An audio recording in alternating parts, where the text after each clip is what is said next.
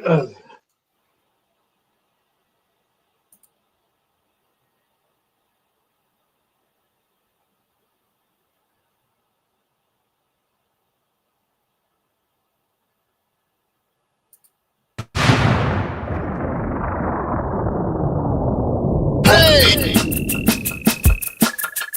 are now about to witness Knicks real talk, just enter the chat. We ain't Google apps like Google Maps. We don't use our YouTube frugal with stats as usual fact. It's your man, the brand, his hands on, going hard like calluses. Who style this? Aiming at your mental with the game analysis. On a pregame show, with the script, you know we get it like crypto. In the rip though, I side really cryptic, we locked them from the get-go. On this Knicks show, it's the co-pilots in the cloud like Microsoft. We hot like salt, the KRT strip club leading up to tip off. We flew like confident, put your Nick content in beast mode like our charm. We a cheat code, we roll the ball too far for you to reach on. We got our teach on the show that's fire. Price Knicks going to the wire. Hit the entire game, somewhere in front of me, the numbers be. They don't lie, so we popped up from the third eye, you heard why. It's the #1 pregame show that's hitting like Soto. So picture the photo of your bro to the lens of that moto. It's the OGs, we outside riding on orange blue sky. In Metropolitan, we connect in the vets go wallowing. And the matters with the massive without shaking asses. The team screaming, I made the platform with passion. Fans asking who the creed that's in the building killing this Nick kid assassin. You are now about to witness It's the Knicks Real Talk pregame show. Flame throwing like we dropping buckets. He's on fire! Hey! You are now about to witness It's the Knicks Real Talk pregame show. Flame throwing like we dropping buckets. He's on fire! Hey! You are now about to witness It's the Knicks Real Talk pregame show. Flame throwing like we dropping buckets. He's on fire! Hey!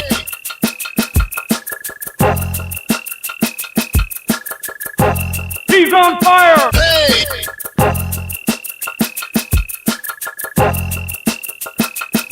He's on fire! Hey!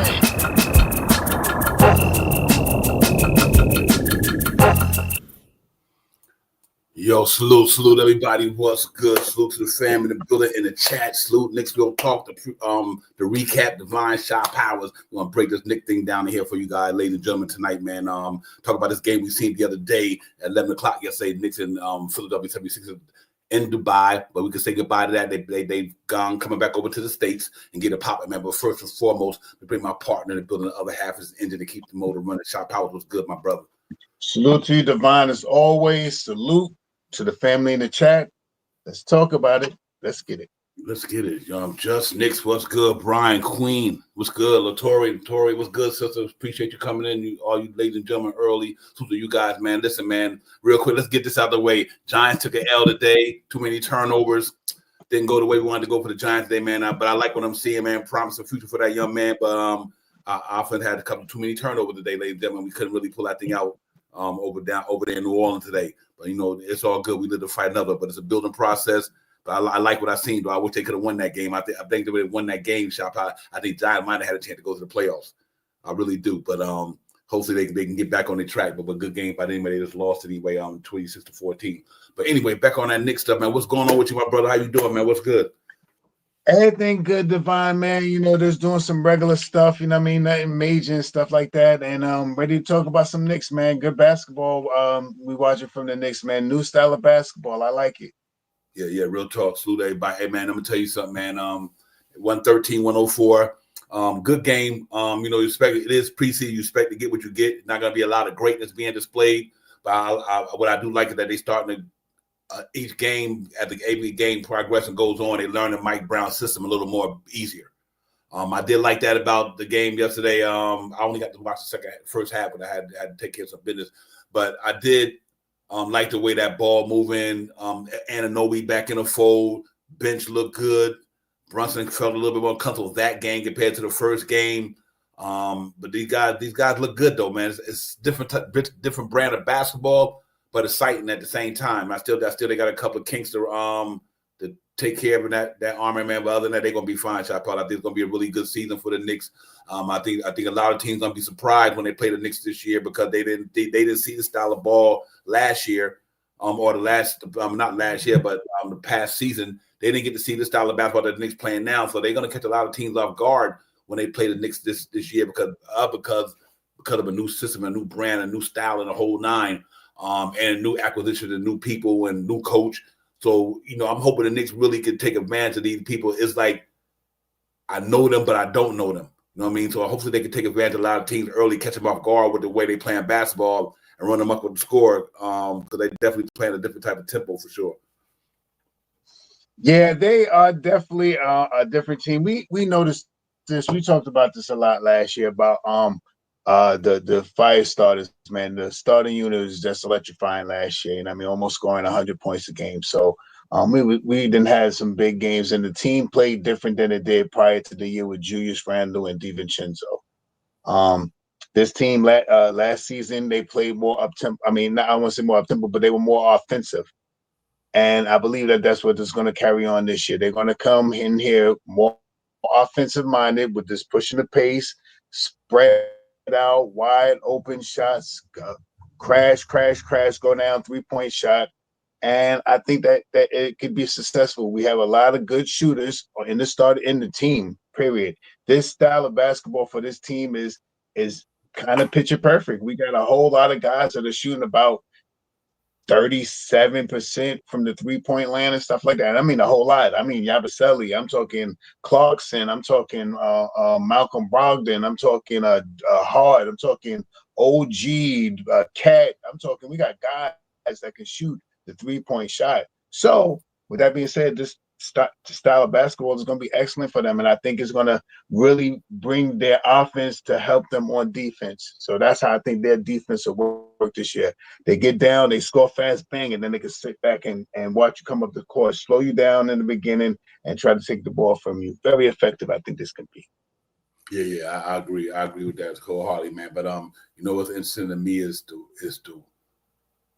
cohesion, the continuity, the way they put this shit together, the selfishness. They are a very unselfish basketball team. It's a lot of guys who could have a shot right there, but they giving it up for a better shot. But don't get me wrong, in the tip system last year, they did that pretty well. They would give up a good shot for a better shot. And that's a contribute to the character of the guy that's playing on that team, because they're not selfish dudes. They know on any given night, and we said this a lot last year, on any given night, you got 4 guys in that starting line that can get you 20 points on any given night. So, you know, and that's what I think I'm really feeling good about so far. What I see, like they still got that same formula they had last year, where one night Brunson might give you 20 with Cat, or it might be Cat and Anunoby, or it might be Brunson and McHale, whatever. You know what I mean? It's just like on any given night, they got 2 guys who definitely going to be able to get you 20 points a game. And I think when you got an offense in the starting lineup that can do that, now you added a more stellar bench to it.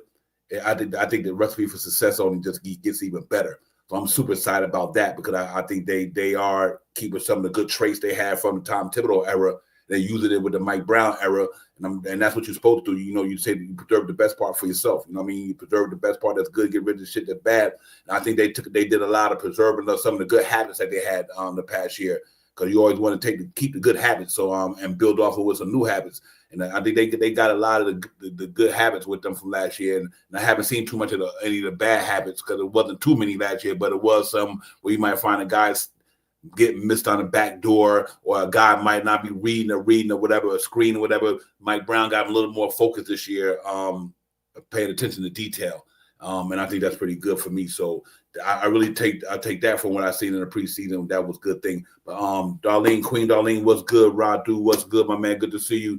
Brian, everybody, salute to the chat, or you already know. But yeah, man, it's over, ladies and gentlemen. Them 2 games at Abu Dhabi. Like I said, Mitchell Robinson looked good out there. All the guys looked pretty good.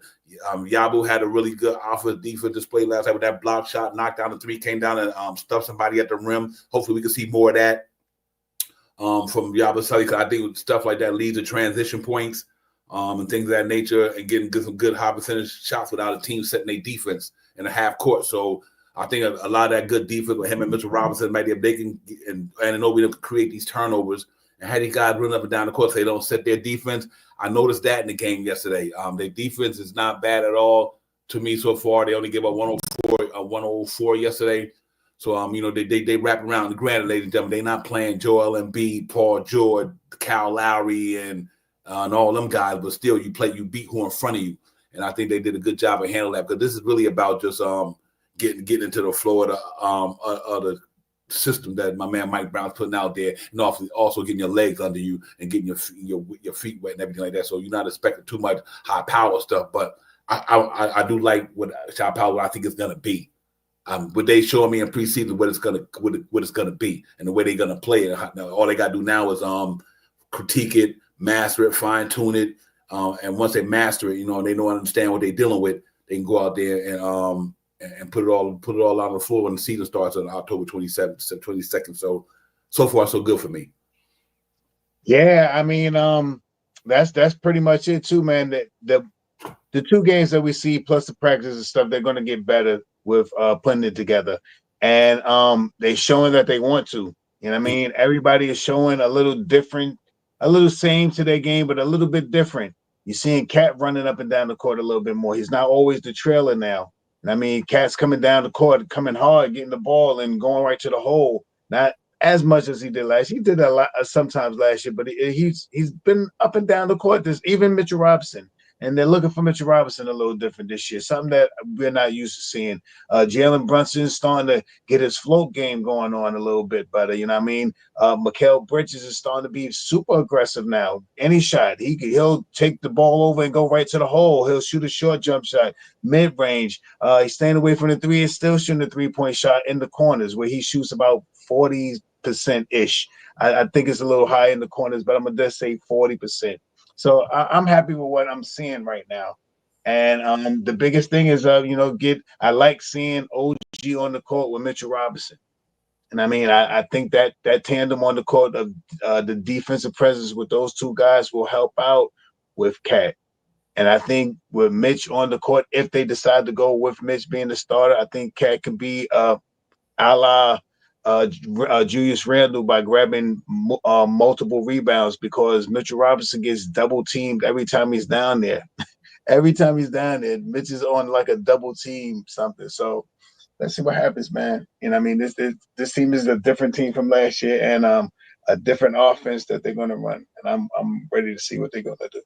Yeah, you know what was interesting to me? Mike Brown, he stuck true to his word. I heard him in I think we all heard him in when he went to the press conference. We was saying, like, you know, it's easy 3 or 4 over the top passes to Mitch in the game, easy. Yeah. And I'm liking that what he said is coming. It's a reality. So he was focused on that. He's like, listen, Mitchell Robinson, you know, them easy 3.63 lobs, and they throwing them to him too. You know what I mean? And you know, and Mitchell Robinson got the agility to go up and down the court because, you know, he's back into playing shape like he really was a couple of years ago. He gets up and down the court now, and he got them cats running. And they running and they running with the spot up shooter down there, and they move the ball around the perimeter and finding an open man, backdoor cuts. But there's one thing I didn't notice, Shop Powers. My man Mikal Bridges is literally picking up from where he left off in the playoffs, snatching people's shots from behind. You know, he's doing what he did against Jaylen Brown and Tatum and all the dudes. So that's good to see. So I did take that, like, okay, Mikal Bridges locked in. You know, his defense he playing that defense like he's supposed to. And like I said, granted, it's not the supreme Philadelphia team because of the talent they're missing, but still, you got to do the thing that you're supposed to do, no matter what competition you're playing against, whether it's poor competition or strong competition. You still got to play your game. I don't care who in front of me. You could be sorry, you're not sorry. I'm still gonna have to do what I do. And I think they took advantage of that yesterday. And they really got it done, man. And then after the second half, I love the way the second unit, not the second unit, I mean the second unit and a non-rotation player, and the people fighting for minutes. They all buying in. You know what I mean? They all buying in. You know, they pass that ball like crazy, man. So I'm excited about it, man. This is a very unselfish team. Let's hope that they can all put it all together when the season starts and get it popping. But so far, so good, though. I have no quarrels about what I've seen in the first 2 games of preseason. Under the circumstances, it is the first two games organized basketball that they haven't played. They haven't played since they got kicked out of the Eastern Conference Finals. So so good so far, so good, man. But salute to the chat again, once again, man. Parrish was good, my brother. Prezi was good. Double D was popping. Salute to you, Dave Smith, everybody, man. Salute to the whole chat, man. Thank y'all for coming in. But Shop Powers, you know, now we back. We about to come back home. We got Julius Randle and Diva Children. Them coming to town, you know, Thursday. But you know, until we get to that game, so far, so good. I'm satisfied with what I've seen so far in preseason. To be honest with you. Yeah, I think you know, the 2 games in Dubai were very good. You know, just to get back on the court. You know, I mean, we played 19 guys one game, and I think almost 19 guys the next game. So I think it'll be a little bit more condensed these next 2 games coming down the stretch. I think we won't see as many guys. I think we'll see more sets, more regular rotational guys, or guys that's really trying to strive to make that rotational position, and I think we'll go from there. You know what I mean? They're going to need to, kind of shut it down a little bit. I don't think you'll start all the guys that's not going to be on the court. You probably won't see them that much. Maybe the last game you'll see them so they can audition for a team or something like that. But I think the next 2 games will be more on the lines of more style looking like games for the season coming up. Yeah, real talk. They do have 3 left, and it's really going to be about finalizing your roster. Keep critiquing what you're critiquing. Obviously got some guy that won't be here, so I'm going to go down to the G League. We got the guy on the 2-way, but overall, I was impressed with our second. I was impressed with our our first round draft pick. I was impressed with our 2-way guys, McCullough, DeWara, and my other man. I can't pronounce his name. Him. I was happy with all of guys. So they playing, man. They playing according to the system. They getting in, they fitting in. The harmony is there. I love the harmony and the way they get down, man. They really playing for each other. So, in this preseason, you're not gonna expect that's why you see the guy with 8 points, 2 points. One night, this guy might have 13, the other guy might not have none. Because it's preseason. You know what I mean? And we expect these guys to. It's really all about just learning. It's not even about, to me, Chop, how many points you score. It's not even about that. It's about learning the Brown system. Mm-hmm. The points, all that to take place where they count. But right now, it's all about making sure you're playing the right way. You're playing the right brand of basketball. Are you moving the ball? Are you pushing the tempo? Are you getting over screens? Are you doing all the stuff that you're supposed to practice? Now you get to do it against an opponent in the preseason. And then the intangible thing I'm worried about, I don't even care if they score 10 points in the game, but long they play the right way. Just play the right way. Play the right way. I don't care if you win or lose in the preseason. It don't even matter to me, because that's not even about the win and loss. Don't count no way. Them win and loss ain't gonna stop you from getting in the playoff. They ain't gonna stop you from not going to the playoff. Whatever. That don't matter. But what matters is that they gain that continuity, they gain the chemistry, they know, understand how to play with each other, know each other's tendencies. All that's what's really important. I think they're doing a good job so far, because them cats know they don't want to go out there and play too hard anyway. You might wind up like Josh Hart. You know what I mean? So you got to be cautious in a sense. You got to be cautious in some sense, because you got to play hard, but you also got to be careful. And you know what, Chop, how this is interesting to me. I thought about this today. One thing about Mike Brown's system that might be a little different than Tibbs, ladies and gentlemen, when you run the way they run, you're more susceptible to injuries because you're moving a lot. So we got to watch how these guys perform at Mike Brown's, because when you're running all over the place and if you're standing still, it's hard to get injured standing still. You know what I mean? So, but when you're running around, slashing, cutting, you successful. There's more of a chance you can get injured. So they just got to make sure that they know that they not playing like last year, where if you just pound the ball, you stand still, it's hard to get injured. But when you running down the way they running, I mean, they are running too, bro. I mean, these cats, as soon as they get the ball, they throwing that thing down there. So it's a little different. So they got to protect their bodies as well. They just can't be free willy-nilly with it. Yeah, willy-nilly. Yeah, they got to protect their bodies and make sure that they, like especially Mitchell Robinson, you know what I mean? Guys who's prone to injuries. You just got to be careful with the speed of the pace and the way you're playing. So it's a pro and a con to it. I mean, it's a pro that you're getting bucket, but a con that you can be susceptible to more injury because you're moving too much. Twist an ankle, come down wrong, make a cut, whatever. But other than that, I think they're going to be good, though. I'm really hyped about the system they running in. I want to see them get down, man. I'm salute to the chat again. Lou Boogie, what's good? Good to see you. Appreciate you coming in. King Ribby, what's popping, my man? Salute to you as well. Everybody in the chat, man. Thank y'all for coming in. If you haven't, y'all already know what it is. I know it's early, man, but go ahead. Subscribe for your boys. Yeah. Hit that like and subscribe for Nick's Real Talk. Hit that like and subscribe for your boys. Yeah. Hit that like and subscribe for Nick's Real Talk. Indeed, ladies and gentlemen, hit that button. Don't cost you nothing, man. We in the building, man, with the recap. Divine Shot Powers. Just talk a little Nick stuff from the preseason. What happened last night? We go over the highlights and all that stuff in a few minutes. But other than that, Shot Powers, I say successful first two preseason games for me. I'm gonna go out there and just say, I'm gonna take the 2 things. I'm gonna give it a B. I'm gonna give it a B because they still learning things. Everything wasn't all good, but the damn sure wasn't all bad. I think they did more good than they did bad in the situation of the 2 games. So the good thing that Josh Hart, not a severe injury, they're not coming out of there all banged up in the first 2 games of preseason because of freak accidents and things of that nature. So I'm good with what I've seen so far. they had a lot of guys out there performing. You had Pacone out there performing. You had Hakporti out there performing. You had Muhammad out there performing. You know what I mean? You had McCullough out there performing. These are the guys that, needed to kind of stand out a little bit and still have a chance to, really stand out, swell up a little bit or whatever, to really be seen and stuff like that. And that's what I want to see. You know what I mean? We already know about the 9.5, 10-man guys that we got. You know what I mean? We pretty much know who they are. And we need the other guys to, finalize who they're going to put in the lineup. If they're going to make this trade, let's do this thing early. Let's figure this thing out. I want to know who it is because I want to know who's going to be the starting lineup. I mean, I think it's Mitch. And I mean, so I really want to see who they're going to let go. If they're going to keep these two guys, or if Shaman is not going to be good. Did they tell Shaman that we got you, Shaman? If you're Malcolm, you come over here, we got you. We're going to sign you to a contract. If they said this to these guys, if they said, the whispers out there, it's going to be it's going to be a trade, for a guy to bring these other guys in here. So, and it can't be Tyler Kolek because he doesn't make enough money, especially if you want to cheat at the end of the year to get that 15th man. I mean, we could get him, but we won't have enough money to get that 15th man to close out the year like we did last year with PJ Tucker. So let's see what they're gonna do. I'm still waiting to see that happen. That's what I'm waiting for, to really say that now we know. You know what I mean? Right now it's a little, who knows?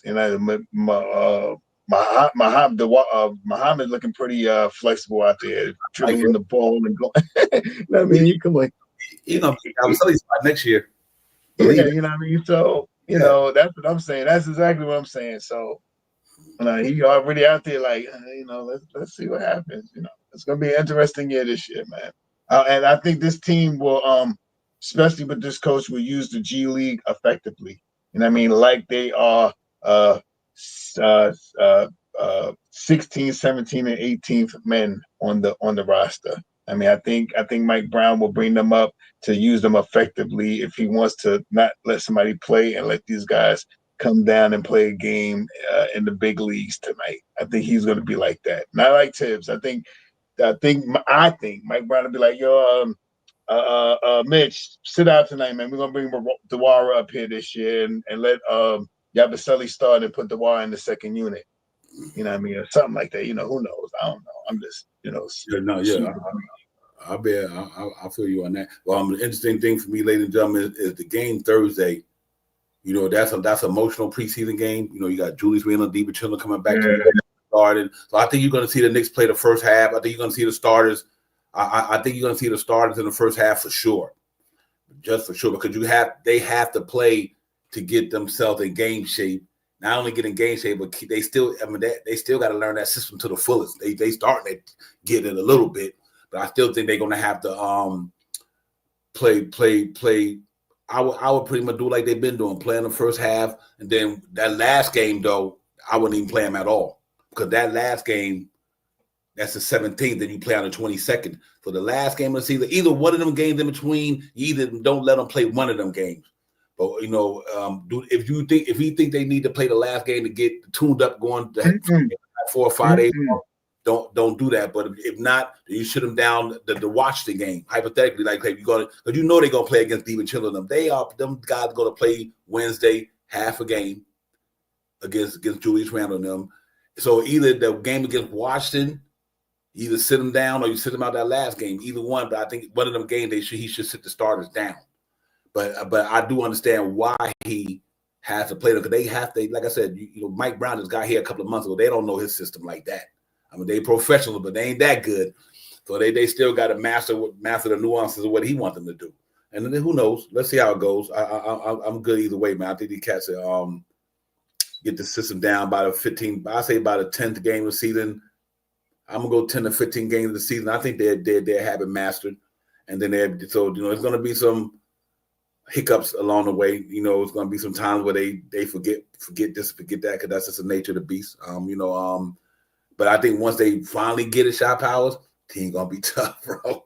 Yeah, I want to say fine tune it. I believe that too. I think Yep. it's going to take them, like you said, even these couple of preseason games. I think it's going to take maybe 8 to 10 games into the season to really see that. And I believe even in those 8 to 10 games, I think they always going to have a chance to win because they're going to have to build onto what they are doing now. Building from what they did last year. Majority the guys have been here. We know enough guys. We still trying to figure in these guys here, so it's not much of a change and stuff like that. And it's just a different pace to the game now. Now it's more.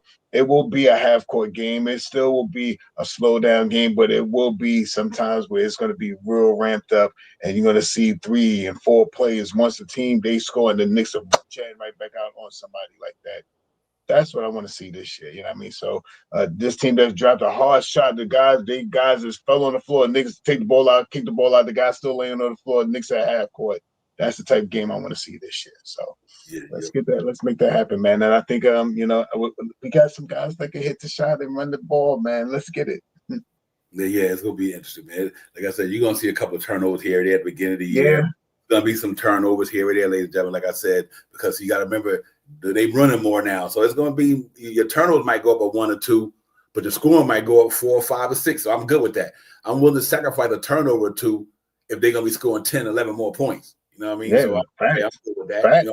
But that's gonna happen because when you like I said, the good thing about it, they getting bogged down every possession by set defenses. I love what they do in shot powers. When them Knicks getting that ball off that rim, they out, bro. I'm like, they are out like a track meet.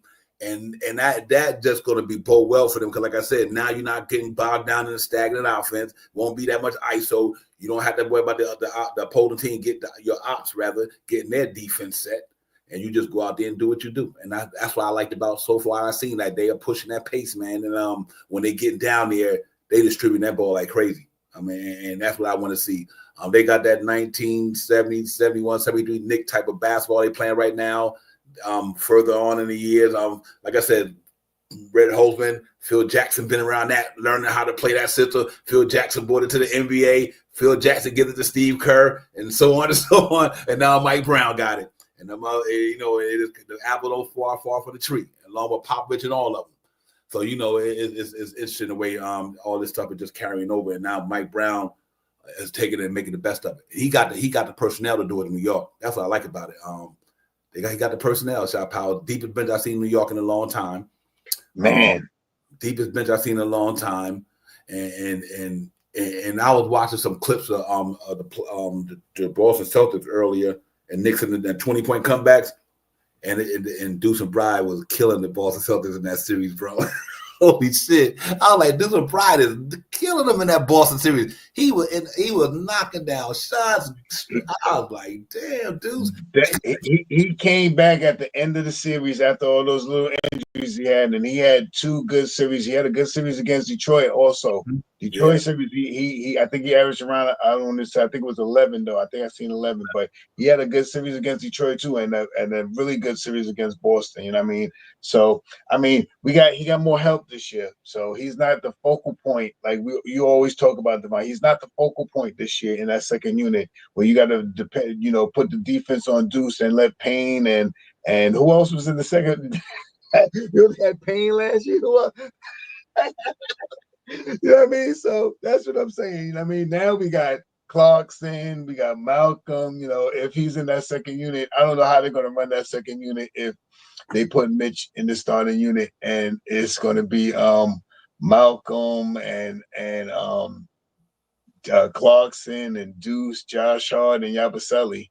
Mm-hmm. I mean that's kind of hard. That's kind of hard. You know what I mean? But that team right there definitely could run the ball. You got some guys over there that could rebound too.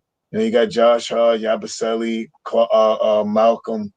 Deuce rebounds the ball very well too, man. Deuce check Deuce's rebound in the last couple of games. He's 4, 5, 5, 4, 3, 4. Yeah, he's trying to play some ball, something like that. He trying to rebound some basketball. I like that. Yeah, real talk. Well, listen, I'm gonna do the highlights early. That way I can get some off the screen. I can get to the game summary and this box score. Let's drop the highlights from yesterday, man. Watch some Knicks basketball. Some highlights from yesterday, man. Because they like I said, they did some lot of good things. Salute to them guys for going out there and doing what they're doing, but they definitely out there playing, man. So we'll get into that.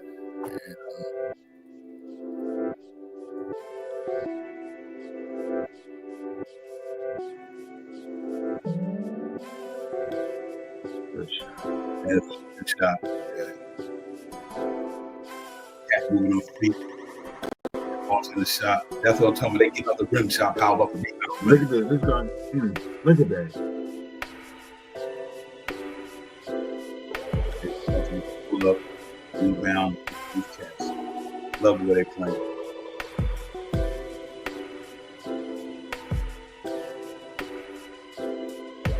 Boy, folk game was crazy.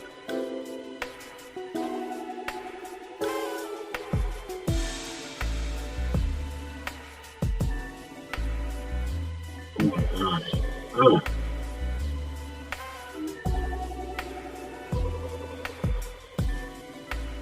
Two guys on Mitchell Robinson, always.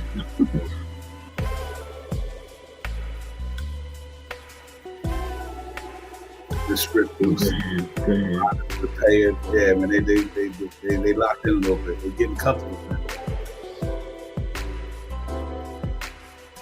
Watch Brogdon and head fake. That's all day, man. Dang, he got one of the best fakes in the game, man. Watch this cat. All right, look, boom. That's what I'm talking about. He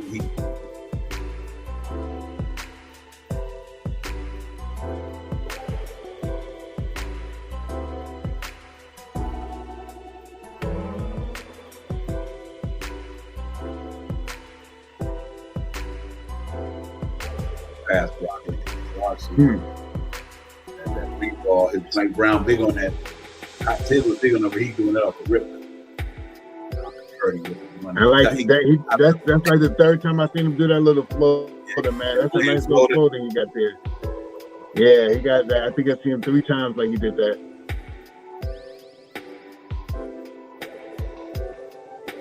I'm not scared to go to the board either. Good pass. Oh, he was pressing me that boy.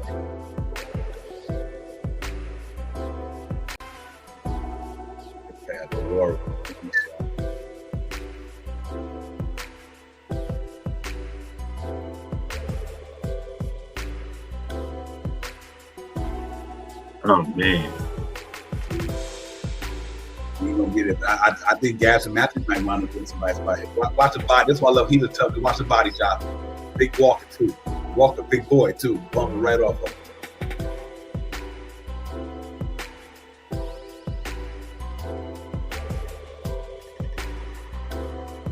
go ahead. Coast to coast.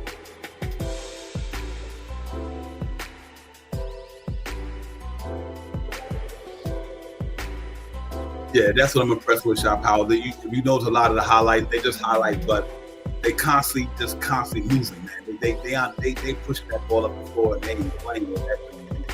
I'm really excited about that. So let me get that off.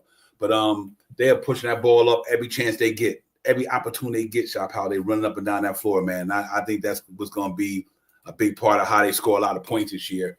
Is that they just getting that ball off the rip and they gone. They going. I mean, they not even walking. I haven't even seen them walk the ball on court yet so far this preseason, but a couple of times. But that's kind of crazy. It's been a fast walk up the court. You know what I mean? Because it doesn't bog down on Jalen Brunson trying to force his way, trying to beat 2 and 3 defenders now. You know what I mean? Now everybody's on their heels. You know what I mean? By the time the Knicks are pushing forward, everybody's backpedaling. They're on their heels, backpedaling, and that makes the team so much better. You know what I mean? And you know, and everybody's doing it. And you know, or you see OG running down with Mitchell Robinson, giving OG running down, throwing a lob to Mitchell Robinson. Come on, man. That's major, man. That's something that we want to see. And I think if everybody start looking for Mitch like that, man, I mean, come on, man. I'm being a homer right now, but can you imagine Mitchell Robinson get a pass from Cat? Of course. A pass. You just seen OG. You can see, imagine what Mikal going to give to him this year. Mikal definitely going to start feeding him because he started looking like RJ last year. He was the only one looking for Mitch. You know what I mean? Towards the the end of the year last year with the alley-oop. So let's see what happens, man. Mitch is healthy this year, man. This is a contract year for him, man. He stay healthy this year. It's gonna be hard to keep Mitchell Robinson here. You know what's crazy about that too, though, to be honest with you?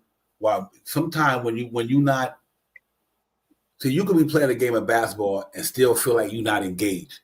And I think Mitch went through that since he's been in Nick, maybe at least the last 3 years, because obviously had the acquisition of Brunson and some more talent. But when you run up and down the court, but you're not getting no offense, you sometimes your energy is, but see his energy, you notice his energy, he back to his rookie year, Mitch, running up and down that floor, getting stupid alley-oops, body twisting in midair. So because we got a coach who implemented him into his system. Like, you could get us extra 8, 9, 10 points. Mitch will be a double-double. If Mitch start for next this year, he's going to be a double-double alone because of the talent that's around him. Right.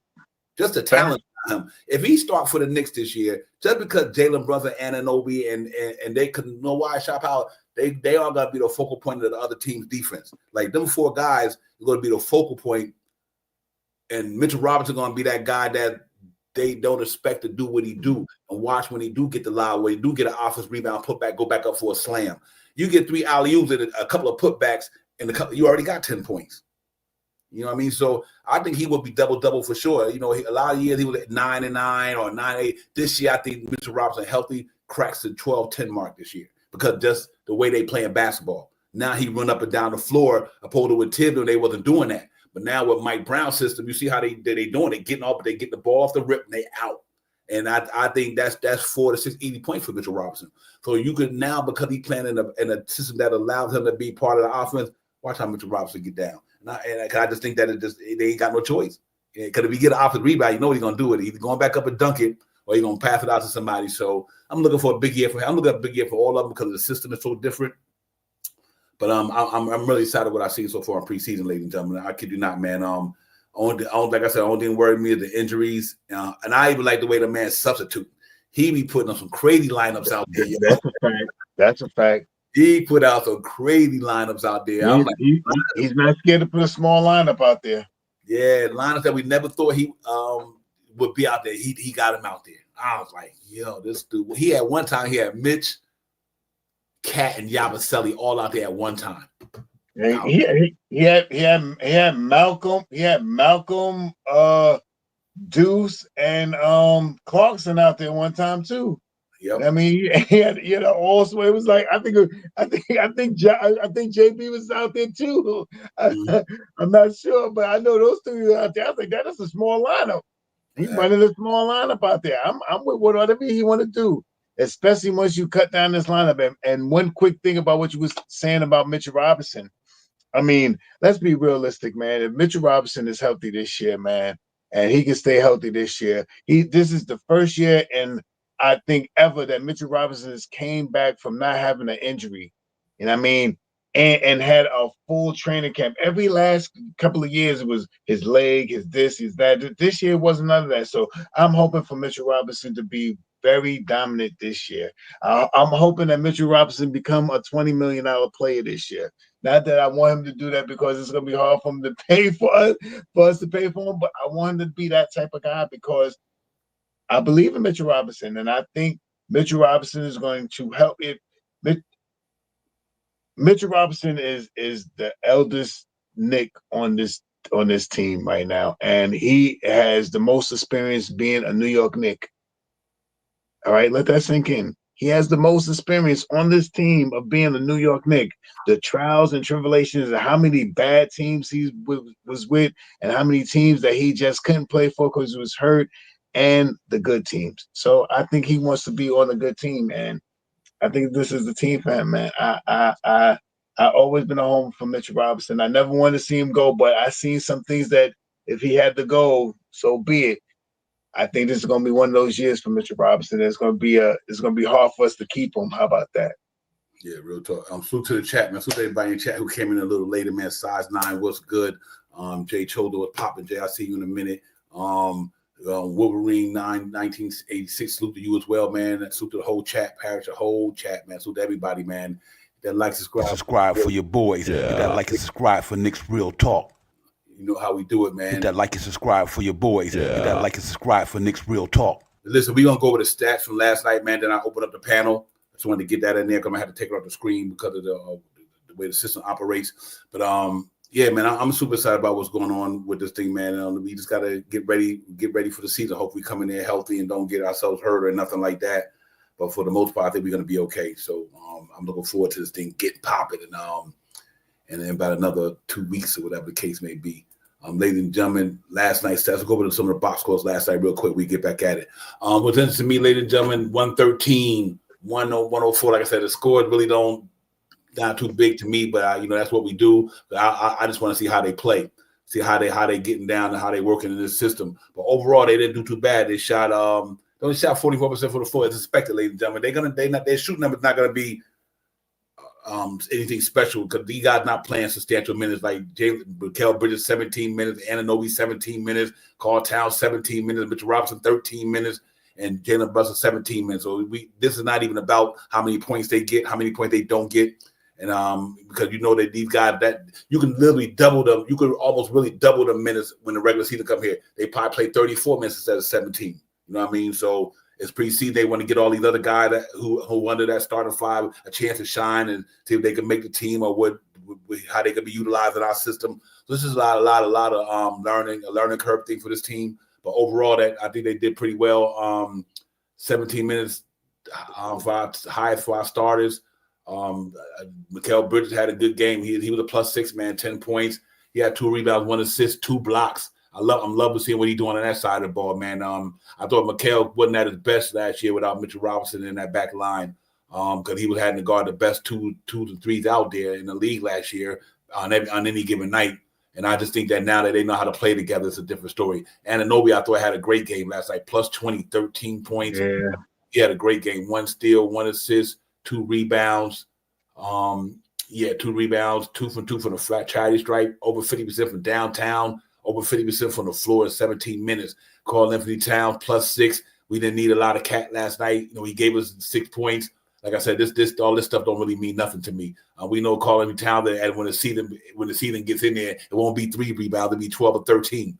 So you can't really get caught up in the numbers at all to me. Mitchell Robinson, just the way he playing overall, that's what I'm not even care about his points either. I like the way he playing. He playing, he getting up and down the floor, he snatching rebounds, he altering shots down there. And that's what you want to see. So I'm excited about that. Even though he didn't have no block shots last night, but he still was in there making his presence felt.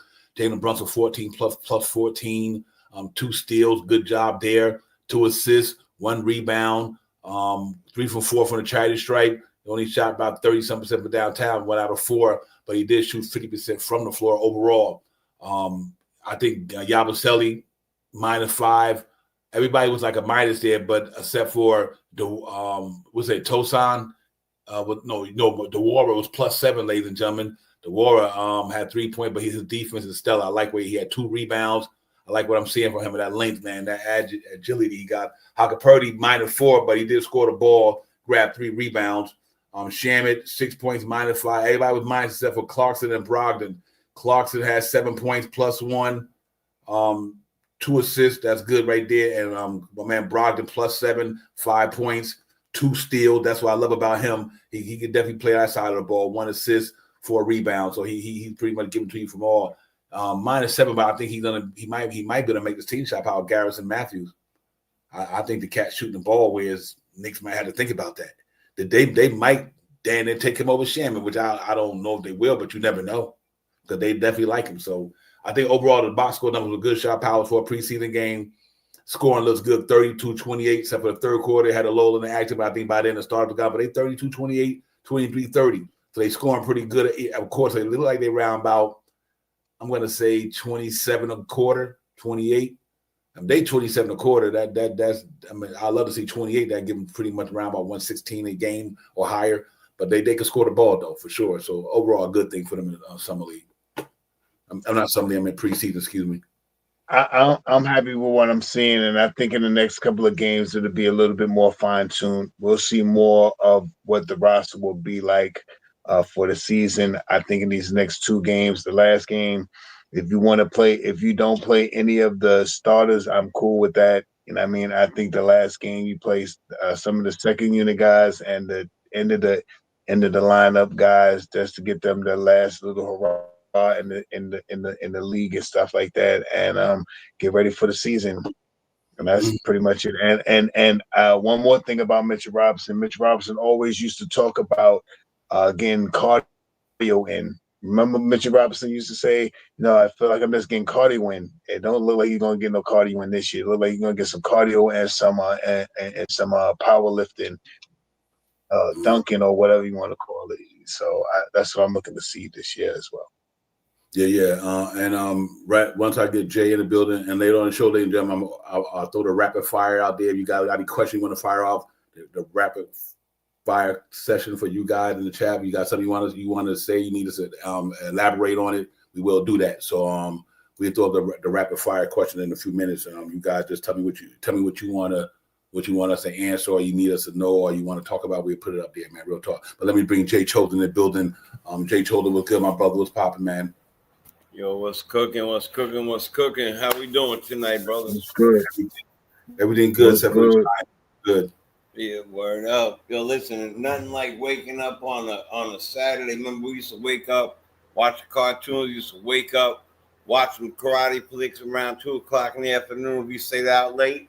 Nothing like waking up and watching the Knicks. Oh my God, man! So, not that I want them to leave the Garden, but if they could do a few more of those, I'll be all right with that. Yo, not staying up late, especially the West Coast trip. But either way, I want to say something really quick before we get started. 17 minutes is good enough for the starters. Like, anybody looking for the starters to run 25, don't got that preseason, not fear, but caution thoughts in their brain. This is about continuity. This is about getting together who they playing with, and this is about seeing who's going to be the final pieces. This is not really about who gets the most minutes or who does this. The score doesn't mean a thing to me because they trying to get everybody to score some points. If everybody's going to score a handful of points, I'm saying, then look, as long as they don't get hurt and they keep doing what they're doing, I'm all right with it, man. The game, we won. His name was Tyler Murray, the announcer I was talking about. I hit you up, remember? Yeah, I seen you on the text. Yeah, appreciate that. Yeah, man, definitely. Yo, listen, I saw yours way too late. I didn't want to get back. It was too late. But he said it he has said it now 4 or 5 times a game. I don't see anybody who's going to beat this team. I don't see anybody who's going to beat this team. Wow, what a pass. What a move. Who's going to stop that move? Who in the hell is going to stop that move? He didn't say hell, but and he's right, and man, it's good to see that. In years past, you would see Mitch put his arm up in the air, nobody looking his direction, and he would shake his head no a couple times and just go out and come back in. You ain't gonna see that head shaking anymore. They're gonna give it to him. It's a different system, and I agree with you, Mike Brown. You look in New Yorkish. You sound in New Yorkish. Time will tell. I don't want to get too hyped, but time will tell. Yeah, Sure. Real talk. Yeah, you know what? I mean to cut you off, but it's something brewing in New York. It's some good coffee brewing in New York right now, man. Some good coffee brewing in New York right now. Hope it translates to the regular season, which it will. Let's not get it twisted. We can't act like this team didn't go to the Eastern Conference Finals last year, ladies and gentlemen. It's like they no bum team and shit. Right. So, what's crazy to me is that this team is way better than last year's team. Way better. That's why I'm feeling giddy about this. This team is night and day better than that team last year. That's right. So if it's any indication we're going to be able to perform and hopefully exceed expectations in New York this year, I think this is one team that can do it. I mean, everybody got better. I mean, the whole East got better in a sense. I mean, you still got some teams, but I still think our team is a legitimate one of the better teams. I know our top 5 is just as good as any team in the NBA top 5. Facts. So I don't care what nobody can tell me because the numbers don't lie. 2 all NBA dudes. You got guys who good at their position and they earned their money. You can tell how good a team is by their payroll if they got talent. Like literally the New York Knicks starting 4. I'm gonna say starting 4. Right. They make the money to say they good.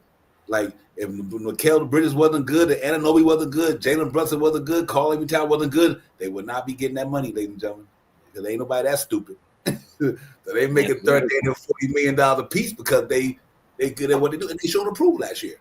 They showed approval. These dudes were 2 games away from the finals. So with a better bench, with better continuity, with a better, I want to say, a better chance of getting more buckets. Your team more strong. I mean, I still got the Knicks one of the top dogs in the league. I really do. But I think until Orlando, Detroit, Boston, when anybody beat the Knicks, until they beat them, you can't say they better because they didn't beat the Knicks last year in the playoffs. So I can't say Detroit better because we beat them. We can't say Boston better because we beat them.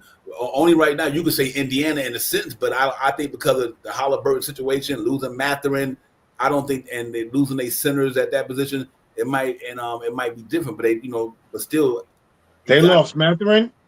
Yeah, Mathurin played for the Nets, don't he? He went somewhere, I thought. He played for Brooklyn. Ben Mathurin, is it Ben? Yeah. I think Ben's. If I'm not mistaken, I think Ben Mathurin signed with the. And ladies and gentlemen, chat. Correct me if I'm wrong, but don't. I'm not saying. Yeah, wow, I didn't know that. Wow. Okay, yeah. And they lost the center too, Miles Turner. Yep, wow, Turner too. Yeah, Turner left to where they go to Lakers, right? Well, no, he went to Milwaukee. He playing with Giannis now. Yeah, Giannis. No, they saying that Ben is still there. Oh no, Ben Okay, I thought he got traded. I thought he. Oh, my bad. I apologize for that. I thought he had. But I'm just to piggyback on what you said. There is another dude in the league that has a very similar last name, or if not the same last name, that did get traded. So maybe that's what you were thinking about. There is somebody else that has a very similar last name. I thought they didn't sign him, and he signed in Brooklyn. Well, so anyway, that's one team that was, going to be back up there. But I think without Halliburton, they don't get until he get back. But it's hard to replace Miles Turner. It's hard to replace guys like that. So we'll see where they go. But I think our team is better than last year's team. Until any other of them teams knock us off, they not better than us. Cleveland, and here's the thing with Cleveland. To me, this is my opinion. I'm gonna tell you why Cleveland got knocked out in the second round last year. Didn't they? First and second round. Yeah, by Pacers. Right. So we went further than them, and they both have been a better team than us. But so right now, that's why I got the Knicks up there. I think we got a starting 5 that's legit, and we got a stronger bench, and I think we're gonna be a problem. I just think they're gonna be a problem, Shop House. I got an interesting question. I'm not even nervous about what the team's gonna do. I think we're gonna be fine. The health issues, that's the only thing. But I think with the best best health team that we got in the NBA, I think we'll be fine this year. I don't have no complaints about anything that's gonna happen this year. The next Josh Hart will be out there Thursday. To show how good that the athletic team is to get guys back in shape. Jay, you said you had a question?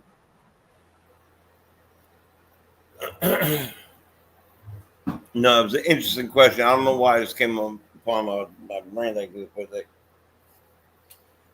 look how far we went last year, no bench. Look how many that 2 20-point comebacks, right, in Boston, whatever it might be. He got hurt. We won, whatever. With this bench, it's just a question like how we ask questions. Does Tibbs run them the way that he ran, does that circle change? You think a man like Tibbs, if he had a bench like he had this bench, would have been different last year? Oh, facts. We would have won the That's the championship. question I'm thinking, right? I think we would have won. We would have won the championship. If Tibbs had Clausen and Malcolm Brogdon on his team, and still had Precious Achua, yeah, we'd have won the championship last year, I believe. That makes a difference. Malcolm Brogdon and Clarkson in the backcourt, yeah, we had, and it would have been Deuce in the backcourt, and Josh Hart had been starting, and we didn't have no big man last year. Who we had? Jericho Sims. I'm saying having this team, having this. Oh, if he had this team right now, oh man, yeah, we win the championship. Yeah, I think Brown won in the championship. I think he got a good chance to win the championship. That team. Listen, man, it wasn't for burnout, they would have been in the finals. Facts. That's what I mean. There'd been no burnout. Was burned out. Yeah, they just were burned out. Ladies and gentlemen, if you look at that Indiana series, like I keep saying, they shot 65% for the charity stripe. Nobody don't guard you at a charity stripe, ladies and gentlemen. Ain't nobody guard you there. So I understand Indiana got a good defense, but the New York Knicks, and when they got to game 3-4, man, they started shooting bricks from everywhere. They was tired. Like Josh Hart said, he said he ain't had nothing left. Because and that could have been a detriment of Tibbs playing them guys all the minutes, like y'all guys talked about the whole season. They play so many minutes. You know, you human being, your body can't take but so damn much. You know, who you are, you ain't Superman. So I just think that along with Indiana playing the way they were playing, we didn't have a bench to offset their bench. You know what I mean? They bench played well in that series. And we had a bench to play against their bench, and I started guys who were playing so many minutes. And you know what I mean? It is what it is. I'm making no excuses. Indiana beat us fair and square. That's what it all boiled down to. But I do believe if we would have had a bench like we got this year, it could have been a different outcome. But if it would have split, we all be messed up like they say. But this year, ain't no excuses though. We got it. You know, other than injury, I don't hear nothing come out of New York, but they don't get to the finals. I don't even have a win in the finals. I'm a step-by-step guy. My goal is you got to the first round one year, you got the second round, you got the third round last year. This year, get to the fourth round, at least get there. At least get there. And if you get there and you lose, then you come back that next year and then you win it. That's step by step, you know what I mean, to a higher form of elevation. So just keep stepping up. And then once you get to that, you know, but they got I wanted to win it this year. But it's other teams out there, you know what I mean? And we don't know what's going to happen with the human body. You know, God forbid we don't lose Cat or Brunson and nobody that changed the whole go. But I don't think hopefully they stay relatively healthy. And but I'm excited about what I've seen because, like I said, we didn't have Mitchell Robinson coming out the gate last year. We didn't have Shannon coming out the gate last year. I can't say that enough. We wasn't this deep coming out the gate like we now. Like last year, we were decimated coming out the gate last year. Shamit, Achua, and Mitchell Robinson off the rip coming into. We was already. What's the dude in the street? Mark, what's the guy we got now? We had last year. O'Brien. Matt Ryan. Matt Ryan, all these guys, you gotta, you know. So yeah, that's what we had to go to last year. We had to go to so many help lineups. Man, come on, we ain't gonna do that this year. Yeah, and we got backups to the back. I don't remember half of the names of the people on that bench. Right. Yeah, you're right. We got backups to the back. For real.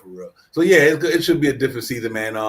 Everybody got better. They got better. We got better. So if they got better, we got better, then we should be. It shouldn't be too much different. If Detroit got better, that's fine. If Atlanta got better, that's fine. Because you know why? We got better also. So it ain't like they got better, we didn't get better. You know what I mean? You know, so just like they improved, just like Atlanta gonna be better, just like Atlanta gonna be better, just like Detroit gonna be better, we gonna be better. So it's still a way wash. Better. It is what it is. You know what I mean? It's like I don't care what they brought in. I still think we got one of the best starting fives in the game, depending on who you put in there. So I put Knicks against everybody for me. I don't care how many people they brought into the other team. We brought in people too. So let's see. Listen. We go iron sharpen irons, mano a mano. When October 22nd, when they throw that ball in the air, then we could talk this thing because them W's and L's mean something then. So until right now, we in preseason. We just filling out the getting our sorting our oats, whatever you want to call it, and then we're gonna go to war. It's gonna go to war on October 22nd, and let's get it, man. Oh, I got so to. wait, I had Knicks at 57. I'm raising that. I done seen enough in the preseason to tell me what the Knicks gonna do. I got Knicks Me with too. 60. I don't want to say it yet, but I Yeah. have a number 2. I done seen I enough. had 58, but now it's different. Yep, I done seen enough. Just the style of play. It don't matter who you playing in preseason. It's preseason. It don't mean nothing. You can play. The Knicks could have played Westchester Knicks and lost a preseason. I wouldn't care. It don't mean nothing. Word. Yeah, I'll get. They could have played anybody. It don't matter. But when they throw that ball up on the 22nd, that's when we can really have all this debate. Right. So I don't know, man. It's I'm fun. I'm excited about it, man. I'm really excited about the season, man. I kid you not, ladies. We're gonna have some peaks and valleys. Shot Powell and J. Cho. There's gonna be some ups and downs. There'll be way more ups and downs, though. We ain't going 82-0, but there's gonna be a lot of nights we come in here and we're gonna be like, the numbers don't lie, ladies and gentlemen. That's all I'm gonna leave it as that. When we come in here on the pregame and the postgame, and we say the Knicks won, the numbers show this here. They ain't lying. They ain't lying. We apply thought for the third eye. We multiply. We ain't lying. Numbers don't lie. Shit, let's get it. Let's get it, man. I'm excited about it. But listen, man, anybody in the chat got a question they want us to answer, or they got a statement or whatever, feel free to put it in there and we answer for you right quick, man. We good with that. But Jay Chola, go ahead, man. Anything on your mind, go ahead and make it happen. So look, I really think that they're learning each other. We already have a group of fellas that the starters that let's call them just for the conversation. Let's call it 5 with heart. Just for the conversation from last year. Take that out. Put that over there. The big money guys. Put them over there. Okay. We have them already. Their continuity is already right now. Now Cat's coming in comfortable. Ready a Nick. Now he's a Nick. He came in, surprised, had to move from a team that he was drafted and all this other stuff. Now he's back home and he feels it. His father come to every game. He's a Nick. He recently had mentioned that somewhere. He feels it. He's a Nick. Mitch is healthy. Shaw said it earlier. This is a completely different feeling coming into a season when you have question marks. Usually in the last few seasons, we had a handful of question marks. How is this guy's hamstring? How long will it take for this guy to heal? How long do we need to do this? Meanwhile, we came out blasting anyway last year and still came all the way to the Eastern Conference Finals. So we don't have any of that this year. Knock on wood, if God forbid anybody, I'm not even going to say it, but if it happens, I am not nearly as nervous as I would be in years past. Because in years past, we would have nobody to fill in, nobody to help out in the right way. We would have to go search. We would have to go G League, and we would have to make the little trays for the, whatever, the apron things and all that. I'm not worried about all that. They produce magic this year. This magic how they pull them in. And I'm going to say this. I don't know what they're going to do with Shaman and Matthews, but I'm telling you, it's a real issue. It's a real issue.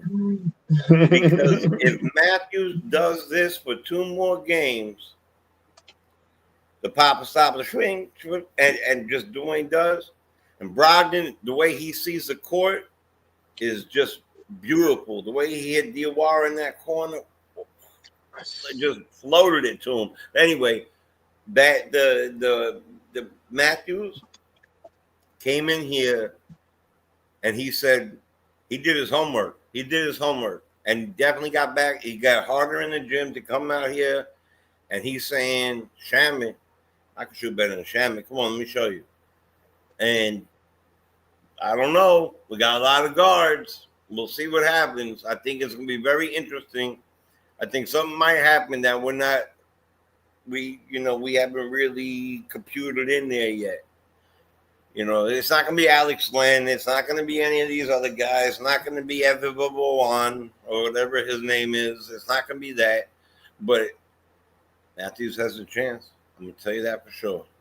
Yeah, he can shoot with the best of them. And like I said, they got the decision to make with that. Real talk, because the cat can literally light him up. Oh, man, he put like this here. He could have helped us more than campaign him last year. So that just go to tell you, he barely even making a roster. He could have helped us out last year. Real talk. Throw the super chat in there for my man Parrish. Parrish, thank you so much, my brother. We appreciate you, man. You already know, my man. Real talk. He said, "Let me get this straight. We want to play fast, but we're benching Josh, who rebounds and runs. We're benching hard when we are the top 3 team." Yeah, I mean that's a tough one right there, Parrish. Because I don't know if Mike Brown might feel like. If he starts Mitchell Robinson, he can get the rebounds as well. I don't know, but I do get your point on that one. You take it out. But what I do like about it, Parrish, he does make our bench stronger though, Parrish, because he could be that. I think he might get a chance, to get even more rebounds in the second unit with Clarkson and them, because they're not big down here. If you start Mitch, then they're not even big in that second unit. So but who knows? He might start the season, Parrish. He still might start the season. I know they experiment now with everybody, but I do get what you're saying, because I think you lose.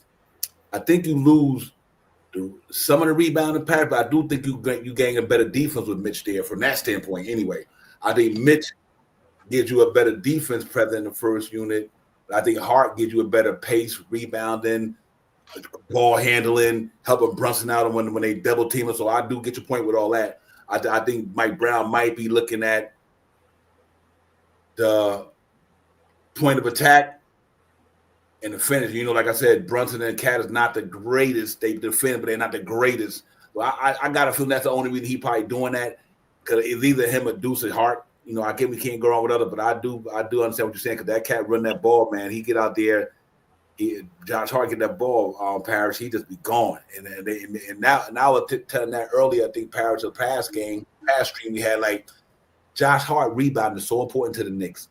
I think that shit go unnoticed how important Josh Hart rebounding is, and because he get rebounds at times when we need him. But I think Mike Brown might be looking like he willing to sacrifice the other parts because he got Mitchell Robinson up there with Cat. That's the only reason I can see him start Mitchell Robinson is the defense and the interior presence. Other than that, I don't have a problem. I think Josh Hart had a great year, and we are going to miss that. Parrish, because he was giving us that get the ball off the rim, running, breaking pace, pushing the court, doing it all. So Mr. Everything, Swiss Army knife dude. But thank you for the super chat, Parrish. And I think that Knicks good either way. But I do believe Hart he's a real important cog to that Will Shaw Powers. So I can see why Parrish feel that way for sure. Because it's all win. I understand how he feels. And last year, like we all talk about Josh Hart being in the starting lineup, we had 51 wins last year. Josh Hart had 11,100 triple doubles last year. When you talk about pushing the pace, as one of the major guys that was pushing the pace, he had one of the best seasons in his career. I understand where Parrish is coming from. You know what I mean? And I It who knows? We don't know. We don't know who's going to be the starter, because we could say Josh Hart could be the starter. It could be Mitchell Robinson, or it could even be Deuce McBride. Mm-hmm. Those are the three guys. Those are the three guys that we really have to look for, because I ain't got. Let me call it. Where my phone at? By the way, I only still got Tibbs' number. I ain't got Mike Brown number yet. I got Tibbs' number still. I still got Tibbs. I ain't got Mike Brown number yet. My bad. Tibbs has it, but he ain't gonna give it to you. Dang, I don't know who it's gonna be. None of us know who it's gonna be. It might be Josh Hart. The other night we were talking about it. The other night, I valleyed for Josh Hart just because of those facts that I just said. 51 wins last year with Josh Hart being a starter. He didn't come out into the playoffs, and that wasn't even the first round of the playoffs when he got out of there. I think it was when they would start going up against Was it Detroit? No, Mitchell Robinson didn't start with Detroit. He started with Boston, right? It wasn't the switch up with Boston. I think that was maybe when the switch up happened. So yeah, that is still a possibility. It is a possibility that Josh Hart still is the starting man. Is the starting man, and like you said, it makes it a little easier if you put Mitchell Robinson back. My opinion, and I'm not saying that Mitchell Robinson is a starter, in my opinion, but I'm just saying this because the second unit looks so much better with Mitchell Robinson in the second unit. If you have Mitchell Robinson, Yabusele, Clarkson, and Malcolm, and then you either have Deuce McBride or Josh Hart. You know what I mean? So one of those lineups is what I want to see. I really would like to see Deuce in the starting lineup with Josh Hart as being the small forward in the lineup, instead of having Mitch in the lineup and Josh Hart being the power forward in the second unit. Because if we do that, Deuce McBride, Clarkson, and Malcolm Brogdon is going to be the main guys in the second unit. Then it'd be Deuce, Clarkson, and Malcolm Brogdon with Josh Hart and Yabusele. I'm not sure if I like that second unit like that, in my opinion. I'm cool with it though. Don't get too. That's a small run and gun, get the rebound. Josh Hart and Yabusele, but Yabusele has to prove that he's going to be the rebound enforcer. I think Malcolm can help out, but we can't commit on Malcolm making 7 rebounds in that second unit like Josh Hart can do, in my opinion. Yeah, he's a solid. He's a solid 6 rebounds. He's a very good rebounder for a guard. I kid you not. He is really he is like Malcolm. Yeah, Brogdon. Yeah, he is. He is. He get many shots, but he's like a Josh Hart at that one. For him to be the one he gets you about 5 or 6. That's what I like about him. He definitely a guy. He's one of my favorites. I liked him 2 years ago. That will be a small lineup, MJ. That will be, but productive, but small. But you know what's so crazy about it? Here's the reason why it don't really matter which way they start, because like they're only the first minutes of the game. You know what I mean? So what is he willing to sacrifice? One thing I know about the star lineup. See, one thing we gotta truly say: the New York Knicks ain't worried about no offense, ladies and gentlemen. No, let's get that out there. Right? They were worried about that last year. They were top 5 in the league last year, and could have been higher than that with Brunson when it went down at the end of the season. You know what I mean? They was teetering at 3 the whole year. New York didn't even have an offense problem last year against nobody. Even when they lost when they scored 100-some points. Our defense was, suspect. Yeah. And then when the second half of the season, right at the All-Star break, their defense got better. Then they went on that run to the playoffs. So the first half of the season, their defense stunk it up. That second half of the season, they got better, along with Mitch coming back, another big body, another guy. And even though he was probably only 60, 70%. Like right now, Mitch Robinson looked like 90% down out there now. But coming back off that injury last year, he looked like he was only 60%. You know what I mean? Or 50%, damn near. You know what I mean? Out of shape. They ain't played in about a year. Couldn't even do nothing because the injury was on your foot. So I see why he was. It was hard for him to play because he ain't played in a long time. You know what I mean? A whole calendar year that boy didn't play. Mine was longer than that because he got hurt. He got hurt when Joel Embiid, we went down against Joel Embiid. He did not play basketball for the time Joel Embiid threw him to the ground to last year. To last year, he didn't even get to practice. You know what I mean? He came and got ass Embiid. Right. He got to go right. So now it's different. You know, this team is different. He coming in off the rip. He coming out the beginning. Now you add, like I said, you add whoever you add to that Jordan Clarkson. Oh, come on, man. This team is good. So I'm excited. Yeah. Let me say something really quick. This ain't Tibbs' team. This is Brown's team. So number one, there's no favorites. Mitch was Tibbs' guy. So you don't know for sure that Mitch is going to start.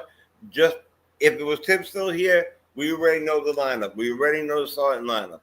That's why it's different. All right. We already know the starting lineup. It would have been out already the day after the season was over. Listen, that's number one. Number two is what Josh brings to the team works really well when you have a center in there or a big man in there. You have an additional guy. He did well when iHeart was in there. iHeart would go in there, and what Mitch does is what he did for Randall, like by being under there, Randall was able to get the opposite side rebounds and stuff. Don't forget that we didn't start with Mitch, and Towns ended the year second in rebounds in the whole league, right? 13. So if you really want to optimize your rebounding, you put to me, that's why I said the starting lineup is Brunson, Deuce, Bridges, OG, Towns.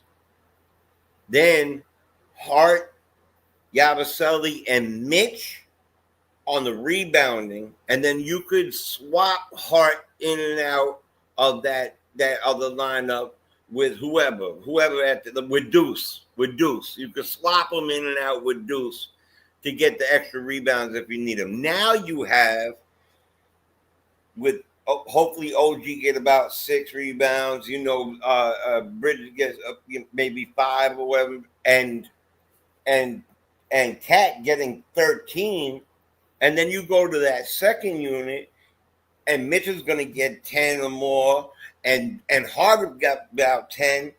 That's it. It evens itself out. If you put double big men on a constant basis, then you're kind of relying on the small forward to be your biggest rebounder in that second unit. I think that's what Shah was saying about. He kind of apprehensive about that because now you're relying on just Hart, Yabusele. So I like that fact. With Mitch, Randall and Towns are 2 different players and way different heights. So it doesn't do the same thing for Towns it does for him. What it does for Towns is, what it does for a Cat is, it lets Cat go out to the perimeter. It lets Cat be a power forward. It lets Cat take his mid, his mid shots and his layups. He did really well doing what he did in that center position. So well, he went to the All-Star game as the center. So it's good problems. It's good problems either way. Yep. But I think that you're gonna see. I'm gonna say it every single day. You're gonna see Legoland. It's gonna be a starting unit, but the minutes, there's gonna be no minutes police on this team. You're gonna see Brown interchanging these things and moving these pieces around. 4 or 5 minutes in. Yeah, 4 or 5 minutes in. Yeah. Couple minutes here, couple minutes there. It might not even be Brogdon, Clarkson, something like that. Remember, Brogdon, we want to make sure that he utilizes his unit. Right. We don't know. It might be something like Deuce instead of Brogdon.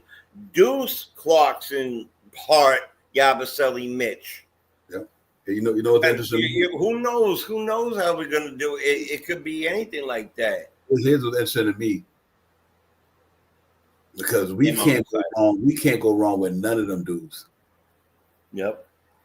But I got a feeling, because I think Mike Brown gonna want to protect Karl Anthony Towns. I just think he's gonna protect him. We need that dude on that court, bro. We lose Karl Anthony Towns to Jalen Brunson because of foul trouble. It makes a long night for the Knicks. I mean, it might not be that long this year because we got that talent, but I do think Mitchell Robinson, to me, will help the starting lineup more than Josh Hart when it comes to the defense side of the ball. Like, he will help Jalen Brunson. He will help Cat. He will help Mikal Bridges. He will help Anunoby. I don't think Josh Hart defense will help our starting lineup. I'm talking about from a defense standpoint now, not just overall, because I think Robinson can protect Cat had to try to defend guys who might just want to be uber aggressive, and you know how the refs call games nowadays. Like Knicks never was getting calls last year. So how can we keep calling retaliate Jalen Brunson out of foul trouble? You got to put another stout defender. That's why I like Deuce McBride too. You know, it's like, okay, these cats take the pressure, and last year that was our Achilles heel, our defense. And I think Mitchell Robinson will literally, like, we see happy that last night. That shit to me, when he threw Mitchell Robinson and Cat in there with Anunoby, I'm like, okay, now you talk about Kevin Durant, Shergon, and Jabari Smith. You talk about Jared Allen, Mobley, and let's say DeAndre Hunter. Or you talk about Boncaro, Wagner, and what's my man named, the tall brother, the other tall center for Orlando. I mean, these teams are coming off the rip with like big lineups, man. The NBA seems like kind of shifting now. I think it's all shifting to these cats going big down there because these big boys shoot like these small boys out there nowadays. So let's see how it might go. I think Josh Hart deserves to be the star guy, but I hear what I like about Josh Hart, that second unit. You got a veteran leader back there. Him and Clarkson, they're gonna be like the elder statesmen back there. Like they got that experience. So when you gotta get somebody under control, like you could put Josh Hart can take that second unit, put him in a huddle, say, guys, we need to do this, and they're gonna listen to Josh Hart. You know what I mean? Because so it's a win-win no matter what. You can't go wrong. If you start hard, I'm good with it. Cart won 51 games with us last year, like Sharp Power say. The man with the switch Army knife, triple-double machine. But man, that Mitchell Robinson, Charles Levy Town front line is scary to me. That shit's scary, bro. Because that gives the NBA a lot of problems. Two dudes who can because one thing Mitchell Robinson can do like Josh Hart is rebound. So you're not losing that. You're not losing the rebounding, but you are gaining the defense, though. You know, and that makes sense. Yeah, right. You know what? And Josh Hart position, we got some good wing defenders like Anunoby and Mikal Bridges is Josh Hart's size, so we got that covered. You know, we got wing stop down there, so it's gonna be crazy to see. It's like it don't even matter who starts, who finishes anyway, fellas. You know how it go. It don't matter who starts, whether it's Mitchell Robinson, anybody who finishes the game, and you best believe Josh Hart being there finishing with the way he rebounded, the way he can run the court and everything. So who knows? It'll be good one to see. If you start Mitch, you actually put OG and Mikal back in their natural positions. That's a fact. That's, you know what I'm saying. Then you're going JB Bridges, OG, Cat, and Mitch, and that's more their natural ways of play. So, yeah, I mean, it really don't. I'm telling you, it's Legoland. They're gonna mix it up, but they're gonna start one unit. If they start one unit with Mitch, I'm not mad. If they start in the unit with Deuce, I'm not mad. If they started with Hart, I'm not mad. We already seen what they did, what the lineup looked like when Hart started with Towns. We already seen what it looked like when both big men were on the team. We've seen it. So I'm not mad. And then we got other things. I'm telling you. Oh, you know what's interesting? I get when Jay come back. Sharp House. Another thing that interesting. The second unit will never be without a 7-footer anyway. If you start Mitch, because your first substitution probably would be Mitch. You might see that sometimes. I mean, there and two guards. Yeah, you froze, Jay. Choden. You froze a little bit. So exactly. Yeah. So yeah. Did you hear me say that the three big men that they played yesterday? Nah, you didn't say that. You froze right around then. Okay, so you saw that they had for a few minutes there, Cat. Mitch, Cat, and Yabo at the same time. So, am I still freezing? No, you're good. Yeah. So, I mean, you never know what they're going to do. And they got so many beautiful artifacts, right? It's like boom, boom, boom, boom, boom. Right. You know what? Yeah, now I was saying that before, like you really, like, even if you did start Mitch, you'll never be out of a center in the second unit because, like I said, he gonna be the first substitution anyway. Yeah, probably he go in, and whether Josh Hart come in, even if Mitch go out, and Josh Hart come in, that probably be your first substitution most likely anyway. And then what happened was when Yabusele come out, when my man go out. Then you get and put Cat on the bench, and you might bring bitch back like Yabusele. So that's the beautiful thing about it. I think they're never gonna be without a 7-footer, no matter what. Even if Mitch start, and then when your first substitution could be one of them guys, and then the bitch will have a center in there. We'll see how it goes. They got a lot of options. That's the beautiful thing about it. They got a lot of way they can go with this thing, man. I mean, so many ways. Crazy. Yeah. We done had this last. We done had these options at our disposal last year. So it's gonna be pretty fun to see, man. I'm trying to think of any year that we did. I really am. I was talking to somebody yesterday. I'm trying to think of any year we had this. Can I you tell don't me any remember it, year? man. Me I either. Not don't my life. remember. I don't remember nothing like this, man. I don't remember like this. We made some good trades in years prior, some good starting units and stuff like that. We picked up some good guys, but to have a, I mean, we had some. We always back in the days, we even though you could say we were bums or anything, but we still had a bench. They may not have been a good bench, but at least we had a Mhm. bench. You know what I mean? We had some players on the bench that we root for better than some of the players on the starting unit. You know what I mean? But this team right here, man, I Mhm. don't, I don't know, man. This is They- on paper. On On paper. paper, mhm. man, this team look like it's about to be something terrible, man.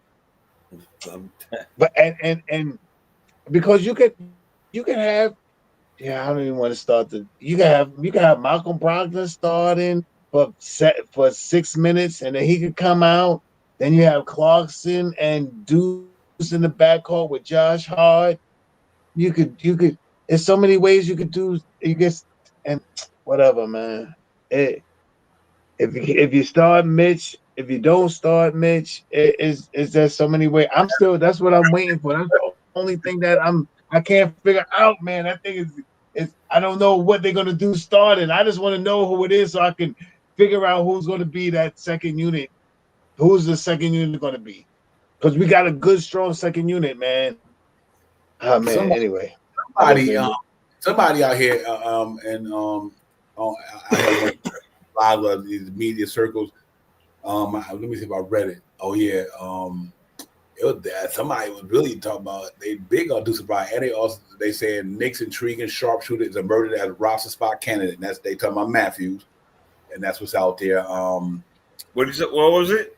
Yahoo Sports, Knicks intriguing sharpshooter is emerging as roster spot candidate, and rightfully so. I'm telling you.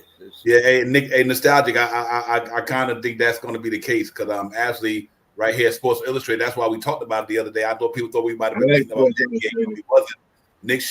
Nick shopping recent first round pick. One NBA insider say the New York Knicks are gauging interest in one of their recent homegrown talents. They're talking about Pacome Daddy. And I think he had net you a second round pick. That's a money thing. It's not a talent thing. It's a money thing. I hate to say this type of thing, but he like a poor man DiVincenzo. Yeah, Not pretty much. for real. And that's just how it is, man. He like a second rate DiVincenzo, and you bring him in like that, he could shoot. You don't need to do too much more. What else do what the kid's name on Boston that shoot the lights out of us? Pritchard. Yeah. Oh, Hauser. Yeah, Hauser. He don't do too much else, but he can shoot the hell out of the light. And how about that's a good one? How about Novak? Novak didn't do nothing but shoot. That's what he's good at. That's what they do. That's all he could do. But he put the belt on, shot that rock belt, bye, and that was Mm-hmm. Yep. So, and that's what I'm saying. You could do a lot of things okay, but he could do one thing good, and that's shoot that well, he knows Very well. Mm-hmm. Yeah, he shoot the ball very well. So He's he's an expert. Yeah, it's a shame. Like I said, man. There's a way to get him now. There is a way to get him if they really want to go up that ladder, and if he accept the offer, they can let both of the guys go, Tyler Kolek and Pacone, and bring them in here, and keep Shamuth and Malcolm Brogdon, and still have money for that 15 man to bring McCullough in here at the end of the year like they did PJ. They still got DeWar's in the two. No, McCullough would be the two-way guy that they'll probably pull out of there. So they still got a chance to do all of that, And you want to go with a strong lineup. I mean, it's pretty strong right there. Yeah, they do. I'm gonna say only because of what's behind them. I'm gonna go out on a limb, and I've said this quite a few times. I think they're gonna trade Pacone Daddy. He's gone. I agree. The only reason I think he's gone. I tell you what, the only reason I think he's gone is because Muhammad Dewara. I'm telling you, that young man is gonna come in here. And he gonna be able to get it popping for that. I love the way that dude play. He like a 6'9" dude who run like he just get up down the court like a Daniel Gazelle, whatever. He fluid with his shit, and if he can, even if he shoot league average from downtown, and he played the way he played with all the fluidity, the defense, and the movement and all that, I understand why they might get a Bacone. Not because they don't want the Bacone or because he's not good.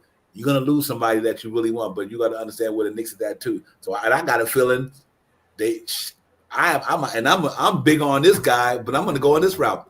I think they look around and let Shamit go and keep Matthews. It might be. It's possible. Shamit go and keep Matthews. It is possible, and I mean, even though it'll probably be sucky, but I think Shamit had other offers. You know what I mean, for other places, but he decided to wait for the Knicks. And I mean, so I'm just saying, I'm not throwing it out there like that, but if I'm not mistaken, I think I've seen Shamit had 2 other offers. Mm-hmm. You know what I mean? So, and it looks like he wanted the Knicks. So let's see. Yeah, Matthews, the same question. Yep. After the game. Right after the game. Trading Bacone. Thanks to Saudi. They say $800K from trading Bacone. So money's money. Say what? Nostalgia said Knicks saved $800K from Yeah. That's the idea with Bacone, because with Tyler Kolek, you only saved like 40,000. You know what I mean? And then now you can't buy that end the roster player at the end of the year, that 15th man that you wanted. I mean, if this guy, I don't know if he could do that though. Could he go to the G League? I'm not 100% sure. Who? The shooter we talking about right now. I don't know. That's a good question. He might. He ain't on an NBA contract. Matthews? Yeah. Can he go? Can he go to the G League? Why not? Well, I mean, I'm not sure. That all depends on how many times he's done it already. He's been around for a little bit. Right? I'm not sure. Because if he could go to the G League, I'm not sure they could sign him over the 2-way plays though. I'm not sure. I got to do some. Yeah, I'm already reporting. I'm sorry. I got to put my good glasses on. I can't put on just my looking glasses. These are like. Put your Clark Kent glasses on.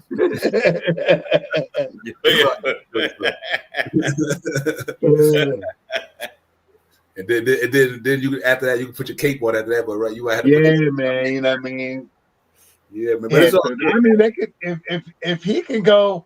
It's the reason why Bacone is going. You can't do it with Hunter Purdy. He made less money than Bacone. I mean, than Tyler. I think Hunter Purdy is only 1.9 million. Tyler is like 2.1, 2.2 million, and I think Bacone is like 2.8.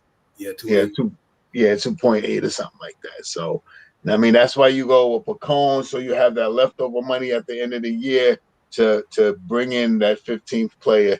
Now, if they really wanted to, they could get off of Bacone and Tyler. They'll have $5 million. They could get the 2 guys. They could bring in, Malcolm,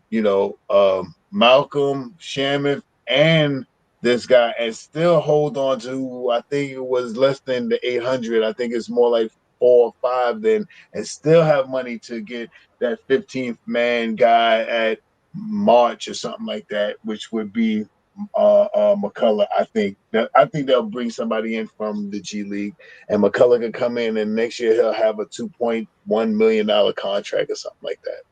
I think that's the contract they would offer him. So let me ask you a question. Do y'all think possible the Knicks say let's keep Tyler Kolek, right?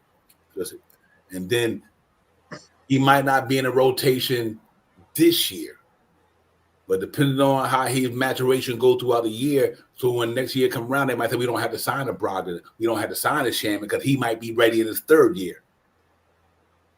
So Cone becoming not Cone, but Tyler Kolek is interesting because like you would get a lot of you could get a lot of Cone daddies. I mean, there's all type of young talent at the small force coming in. Yeah, I mean they come a dime a dozen. A good point guard don't come a dime a dozen nowadays. No. So they might be like, okay, the Warrior is Daddy A, but who is Tyler Kolek? So they might be saying, listen, We get Bacombe. His contract is bigger because, and not only that, let's say if Brogdon go down or Deuce go down, they might say we need Tyler Cole to come in here and fill some minutes. You know what I mean? So they might be leaning that way because I think maybe because of the position that Bacombe play, and I think Cole get a good insurance policy if one of our point guards go down. You know what I mean? Because I think we only two Brunson and what's his name, Brogdon, is the really true point guards we have in him. So I don't know. It might be in that realm as well. They might want to hold on to him for insurance because we got Anunoby, Mikal, Josh Hart, Yabusele, Dewara, the two-way guy. We got a lot of small power forwards. That's why I think my man is expendable for that reason. Because we got a lot of guys who play that 3-4 position on our team right now. And tall shooting guards too. What's Clark's? What's Clark's? 6'4", 6'5", something like that. Almost 6'6", damn near. 6'6", right? That's what I thought. Okay, I just was undershooting. So 6'6". So then that even fits the spot. That even kind of slides the spot there. So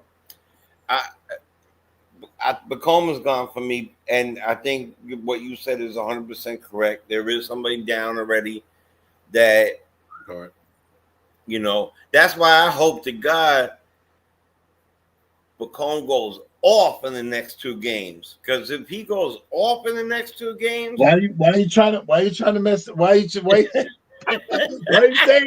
If he goes off, I had to go put the enhancements on my beard already. My beard was getting so great. You talking about did he go off?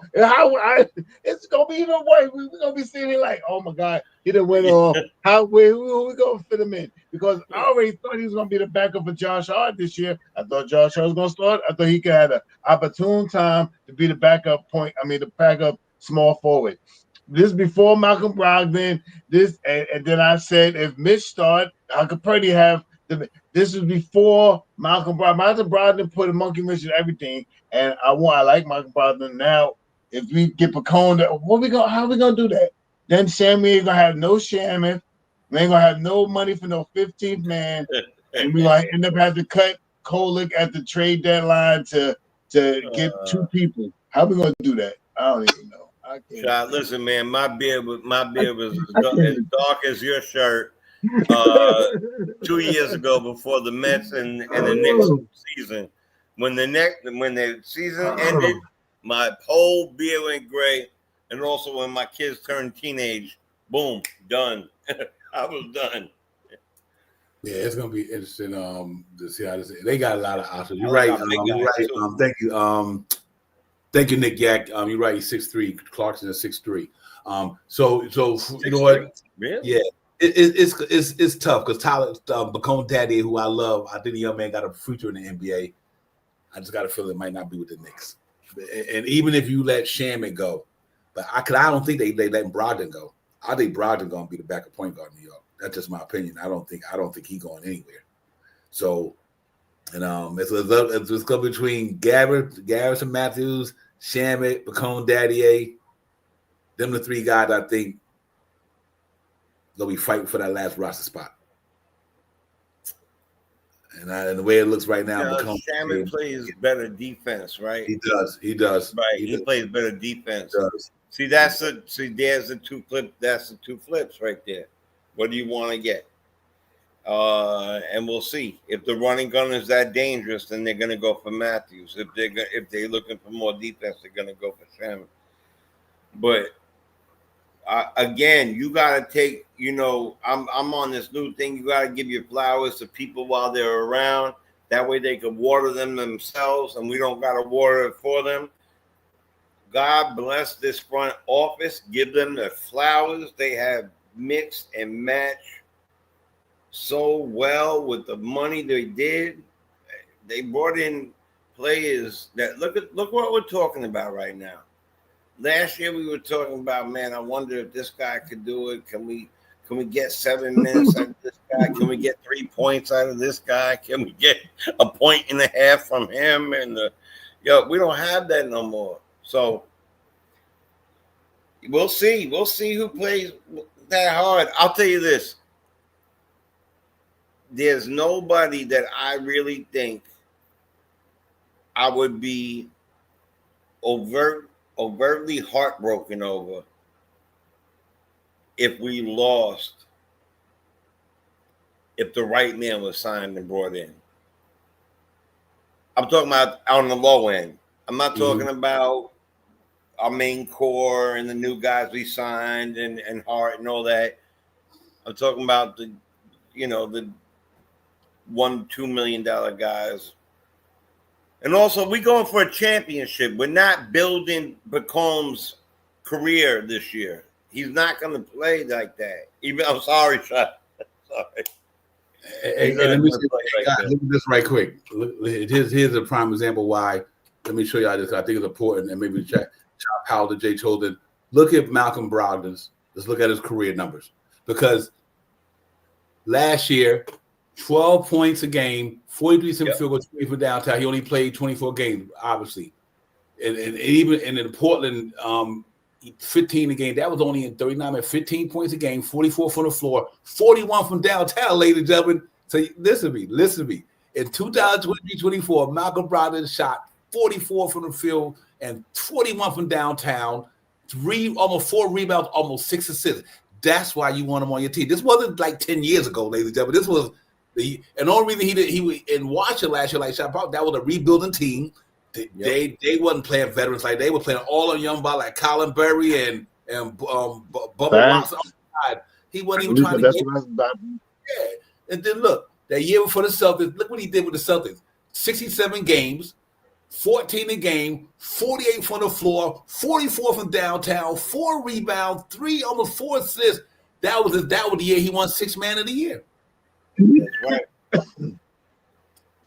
Look at his numbers, ladies and gentlemen. This man is consistently, since he's been in the pros, been 40 from downtown, 40, 38, 42, 38, 44, 41 for $2 million. Y'all, Malcolm Brogdon is $2 million. Yeah, and look at his accolades. Yeah, look at his. The kid can play. He can play basketball. Malcolm Brogdon is a damn good basketball player, ladies and gentlemen.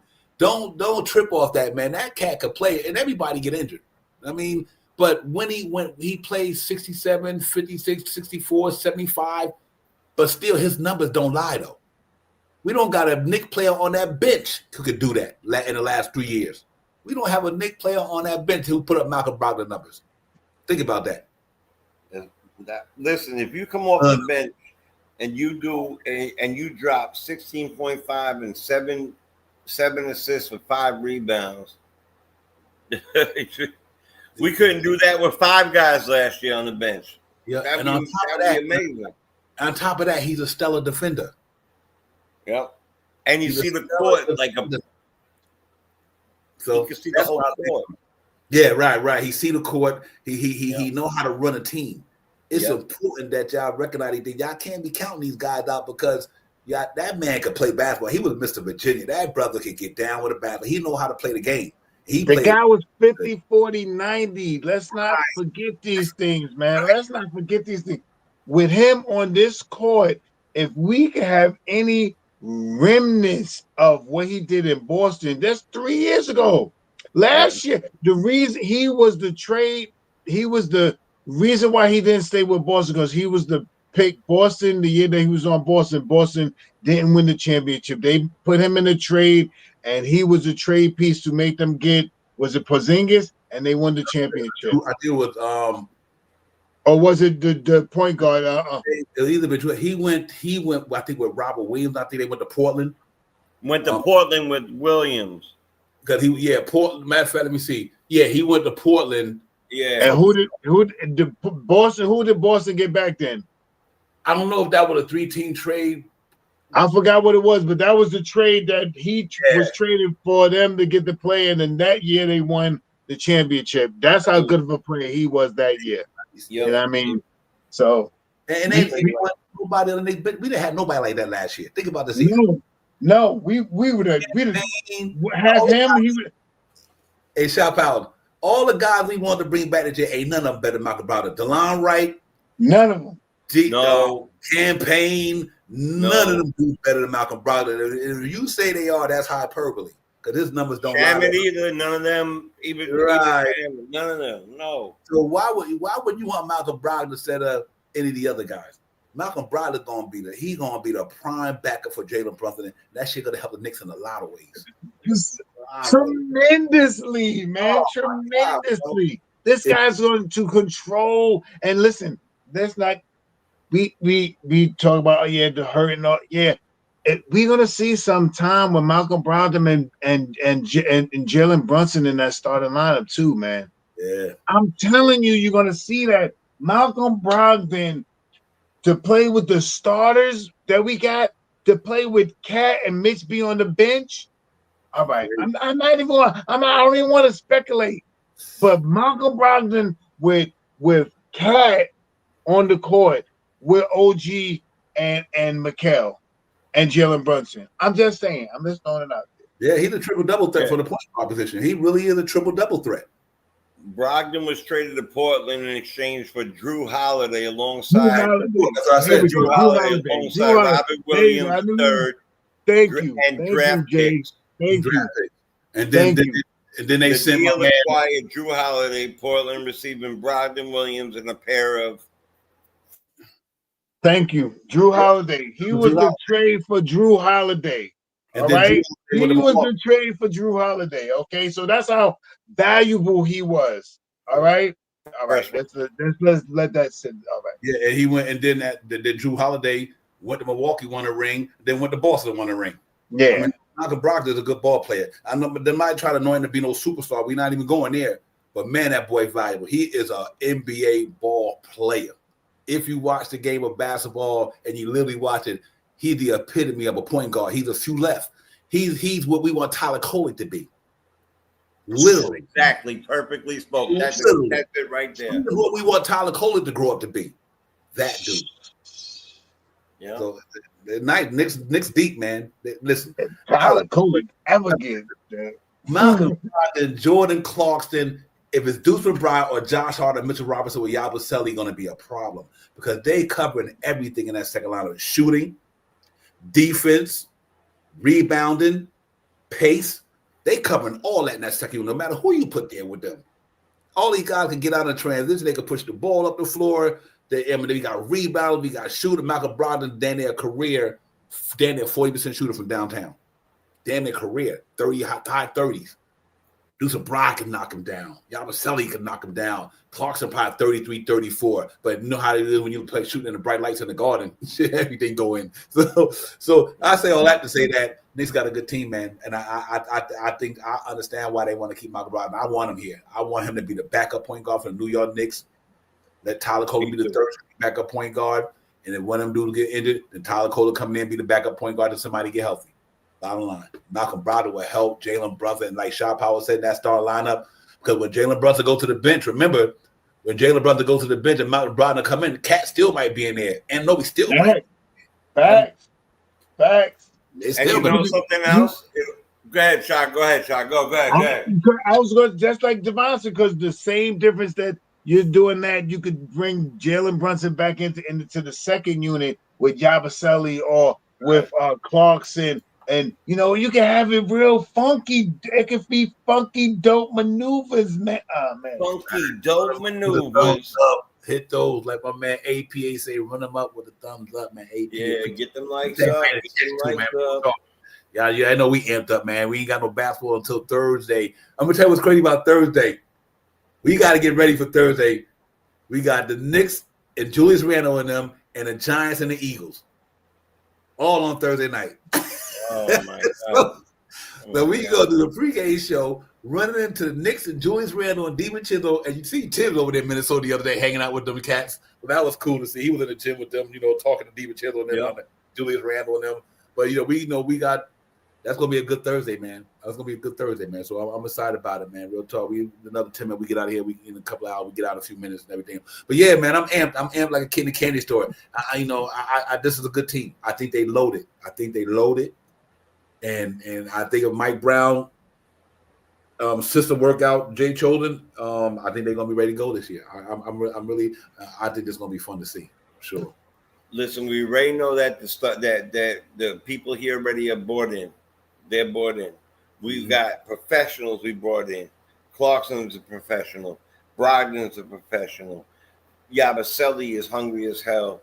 We already. Mitch is healthy. I am more than a kid in the candy store. I am that kid in Willy Wonka looking that never bought nothing, but he found that golden ticket. I'm the guy looking for the golden ticket in that bar right now. And the golden ticket is the NBA trophy, baby. I'm telling you right now, it's that trophy. I'm going. Finals a bus. We got the team for it. Can't wait to tell you my number. I can't wait to tell you my number, man. I'm excited about the pace. When I was watching the preseason, I just don't understand if they could pull this off.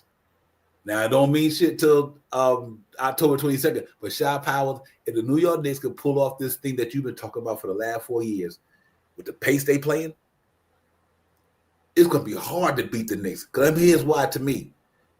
It's already hard to beat them in the half court with that talent they got with Towns and Jalen Brunson. So how the hell it's already tough to defend the Knicks in the half court. Now they're getting out running like that with extra easy buckets. This team gonna be crazy, and I don't think the East gonna be ready for it because the East didn't play this type of team last year. See, that's the thing that we're gonna be getting some wins just off of other teams not doing a scout report on this team. Oh, this ain't Tibbs' team they playing. They know how Tibbs do. They know Tibbs gonna run these down, put them in half court set, whatever. He gonna give it to Brunson, he gonna ground a pound. But now coming to this season, teams not gonna realize right off the rebound, Knicks might be already down the court. Y'all thought they should be funny. This team is a different team, and it is a whole bunch of players that played last year and won 51 games with some added additions that's going to bring us an additional, maybe 11 more wins than we had last year. You know what I mean? So that's how I feel. I think Yabusele, I think Clarkson, I think Malcolm Brogdon is going to help us out because I think that no matter who is in the second unit, if Mitchell Robinson is the starting unit, how we construct, I think the second unit can average 40 points. I believe that the second unit was last 21 points. I believe last in the league last year, 21 points a game for the second unit. I think the second unit this year could go up to 40 points easily, this second unit. So let's see what happens, man. I think we were last at 21 points. 21, I think it was 21.6 last year was our record. And I mean our score per game. 21.6. I think it was 21.6. So yeah, we could be about 40 points this year, I believe. Yeah, absolutely. I'll even pull up this stats. I could get them. What was it? 21 point. I think it was 21.3 or 21.6. Huh?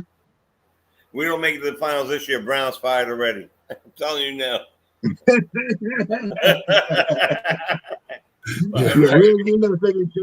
gonna bring back Tom Thibodeau.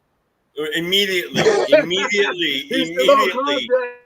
Tom Thibodeau's still on contract. Right.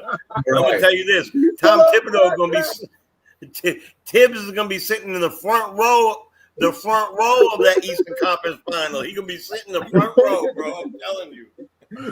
I wouldn't even be mad at boy Tibbs. I'm a Tibbs guy, so me neither. He got somebody to play with now. Right, he got some players now. He's still on contract now. That's funny as hell, though. Check it out.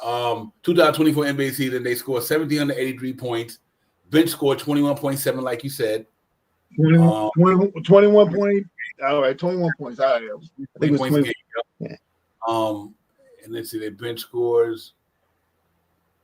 Yeah, they definitely bench wasn't nothing. Now, like you got one guy in Jordan Clarkson who scored 16 a game by himself last year. He scored. Yeah. Jordan Clarkson. We were actually, if I'm not mistaken, I think we were 29th. We weren't 30th. I think Lakers were worse than us. Their bench was worse than us. I think the Lakers last year was worse than us. It just popped in my mind. Or the Lakers was next to us, the next one after 21. I can't remember, but I think the Lakers was either behind us by a couple or in front of us by a couple.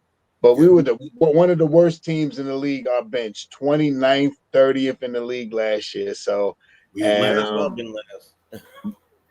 Yeah, so I think that we were the only bench in the league last year that didn't score over 2,500 points. Everybody else scored over 2,500, and we only scored 1,783. We shot. Now we got one guy with 16 something. Right. We shot 43% from the floor at a unit. 9.1 attempts from the 3-point line. Field goal attempts at 19. Field goals made 8, so that's under 500. So yeah, our bench that was our Achilles heel last year, ladies and gentlemen. If we would have had a stronger bench last year, it might have been a different story in the playoffs to me. I just thought that we didn't have the bench to compete with some of them teams. You know what I mean? And you put all the onus on Deuce Bride, which is not nothing but he ain't no superstar. He ain't no 6th man of the year candidate. No, he just an average, good, solid role player. He's an average. I got a question to ask you, Divine. Since you're doing the computer real quick on the OB, look up and see who was around 4. Their bench was around 40% last year. Can you look that up to see who was around from the bench scoring? Okay. I mean, not 40. Over 21. About who we were 21 points. Who's averaged 40 points? What ranking were there? If they scored 40 points, what was their ranking? 20, 15, 16, 17, something like that. I got you. Yeah, I'll pull that up. Yeah, man. But our bench was dead last, man. And like I said, we didn't have those scores down there. Now we got a score here. We just had guys who, they could shoot the ball okay. But our bench was McBride. That's what we had. We had. And so what you do if you're the opposing team, what you do? You guard Deuce McBride. Right. That's why I didn't understand why people kept getting on Deuce McBride. Listen, Deuce McBride shot 38% in the playoffs from downtown. But even during the regular season, the opposing coach, your ops, can say, I want y'all to double team. That's their best player. Just take him out the game. Take Deuce McBride out of the game. We got a better bench. You know what I mean? So now you try that shit this year, it's going to be a problem. It's going to be a problem, though. Because now you take Deuce McBride. What about Jordan Clarkson? What about Martin Brogdon? What about Yabba? It's a big difference, bro. I can't. Let me tell you something, man. I just look at Clarkson numbers, man. Clarkson and Brogdon, their whole career, averaged double digits in points. Both of them has hit over 20 points in a season. So Clarkson's definitely going to get you at least 15 on his own on the regular basis. At least. I'm just going to make it an even number. Probably going to be a little bit more. And Brogdon is going to play a little less minutes than Clarkson. So whatever he puts in is just going to be the bonus package. You know what I'm saying? So it's good. Hey, Shot Power, check this out. New York Knicks 21 points a game. Golden State 43.6. I guess they were the best. League average was 33.8. Field goal percentage. League average is 33.8. All right.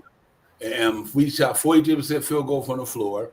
45 Golden State, league average 45. So we wasn't too bad from the percentage standpoint. That's one thing I like about Tom Thibodeau team. They always kept some decent percentages. You know what I mean? Even whatever their percentage wasn't too bad. 3-point shooting, our bench was 35. Golden State 35.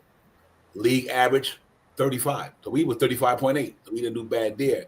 Rebounding killed us. We got 10 points, 10 rebounds a game off the bench. Golden State had 20.8, league average 14, or 15 a game. Assists, we had 6. Golden State 10, league average 7.6. So it was more about the depth of our bench. I mean, the averages. Yeah, the averages.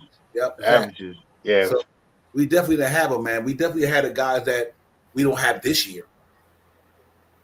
So they both just Clarkson, because we talking about Brogdon and Clarkson. They both 80 to 85 on the free throws too. Yeah, they both real good free throw shooters. So I know that for a fact. Brogdon was a 80, 40, 50, 90 guy a couple of years back. He was excellent.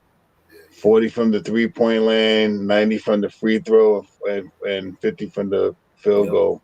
Yeah, he was fucking awesome. He had that like, oh, excuse me, Devon. I'm sorry. I'm good, man. Shit Yeah, I happens. know. That was slip. Dang, Years. I'm Oh my slipping. God. Oh man, it's late. I'm time for me to go to bed. I'm talking like we all scream. My bag. Yeah. Excuse me. Yeah, you know what? As I say, all this to say though, yo, salute to the chat too. Salute to everybody in chat. Nick Nation, what's good? Nick Nation, appreciate you coming in, my man. Good to see you in the building. Everybody else in the building. Salute to the whole chat, man. Real talk, man. Make sure you hit that button for your brothers, man. Like, subscribe, don't hide, divide. You know how we do.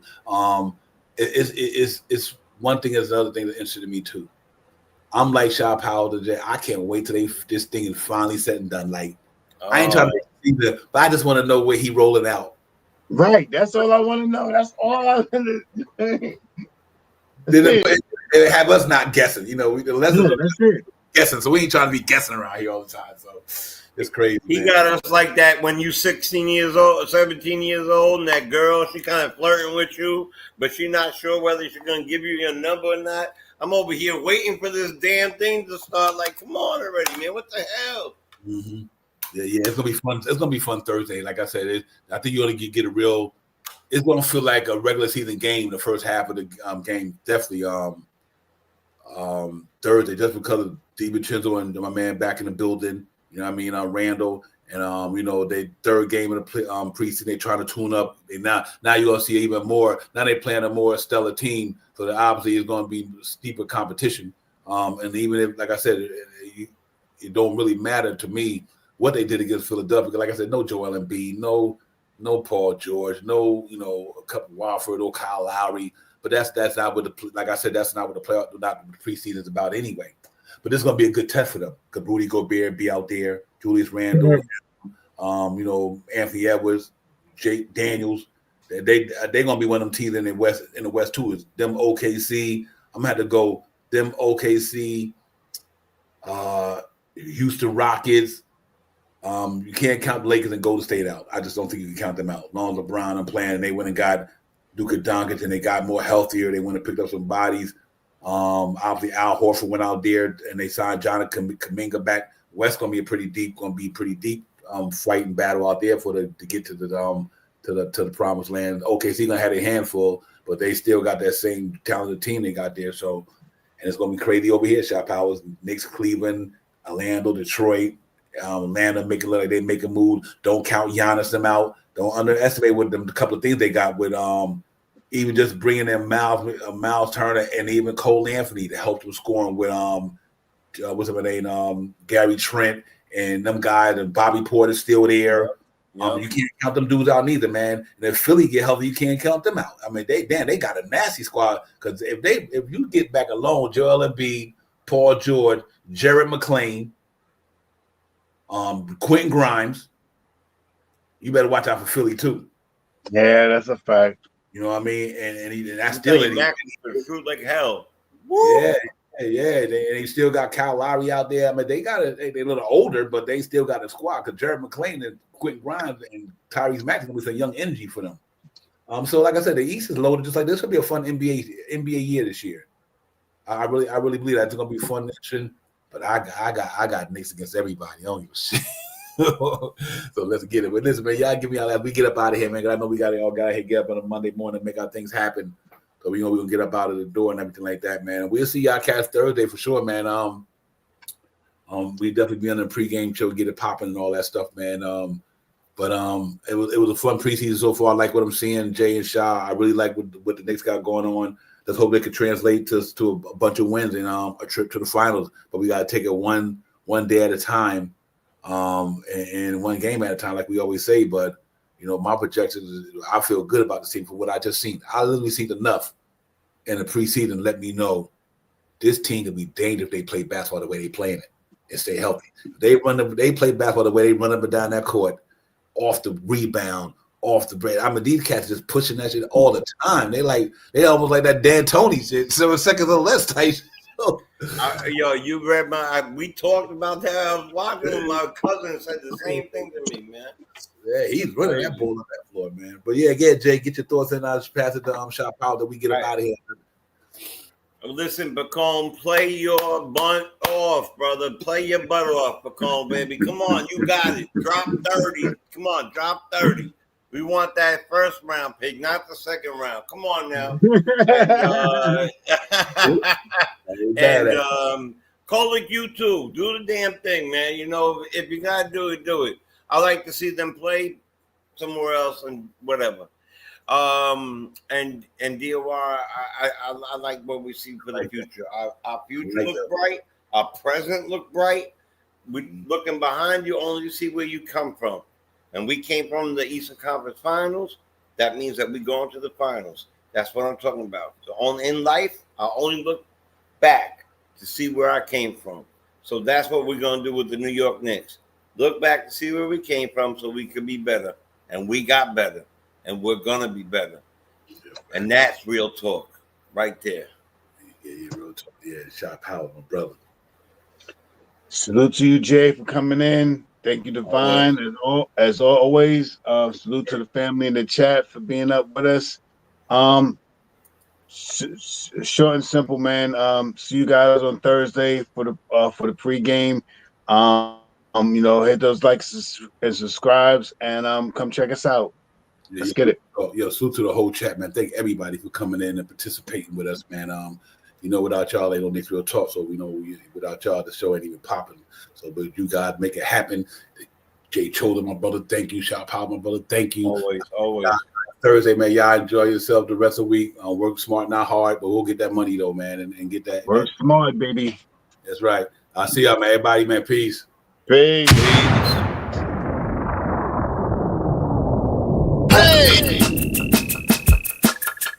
You are now about to witness. Knicks Real Talk just entered the chat. We ain't Google apps like Google Maps. We don't use our YouTube frugal with stats as usual facts. It's your man, the brand is hands on, going hard like calluses. Who's style just aiming at your mental with the game analysis on a pregame show. Read the script, you know we get it like crypto in the rip though. I side really quick that we locked them from the get go. On this Knicks show, it's the co-pilots in the cloud like Microsoft. We hot like sauce. The KRT drip club leading up to the ball. We flew by confident, put your Nick content in beast mode like our charm. We a cheat code, we roll the ball too far for you to reach on. We get our teach on the show that's fire. Prior to Knicks going to the wire. Get the entire game, somewhere in front of me, the numbers be. They don't lie, Korea popped up from the third eye, you heard why. It's the #1 pregame show that's hitting like Soto. But picture the photo of your bro to the link that moto. It's the OGs, we outside riding on orange blue skies. In Metropolitan, we connect in the vets go wallowing. And the madness with the massive without shaking asses. The team streaming on major platforms with passion. Fans asking who the creed that's in the building killing this Nick to the assassin. You are now about to witness. It's the Knicks Real Talk pregame show. Flame throwing like we dropping buckets. He's on fire!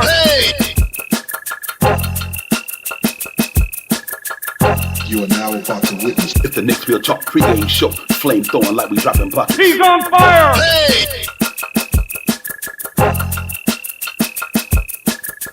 You are now about to witness. It's the Knicks Real Talk pregame show. Flame throwing like we dropping buckets. He's on fire!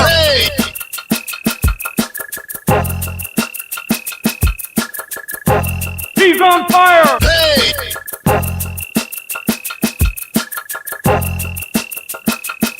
He's on fire!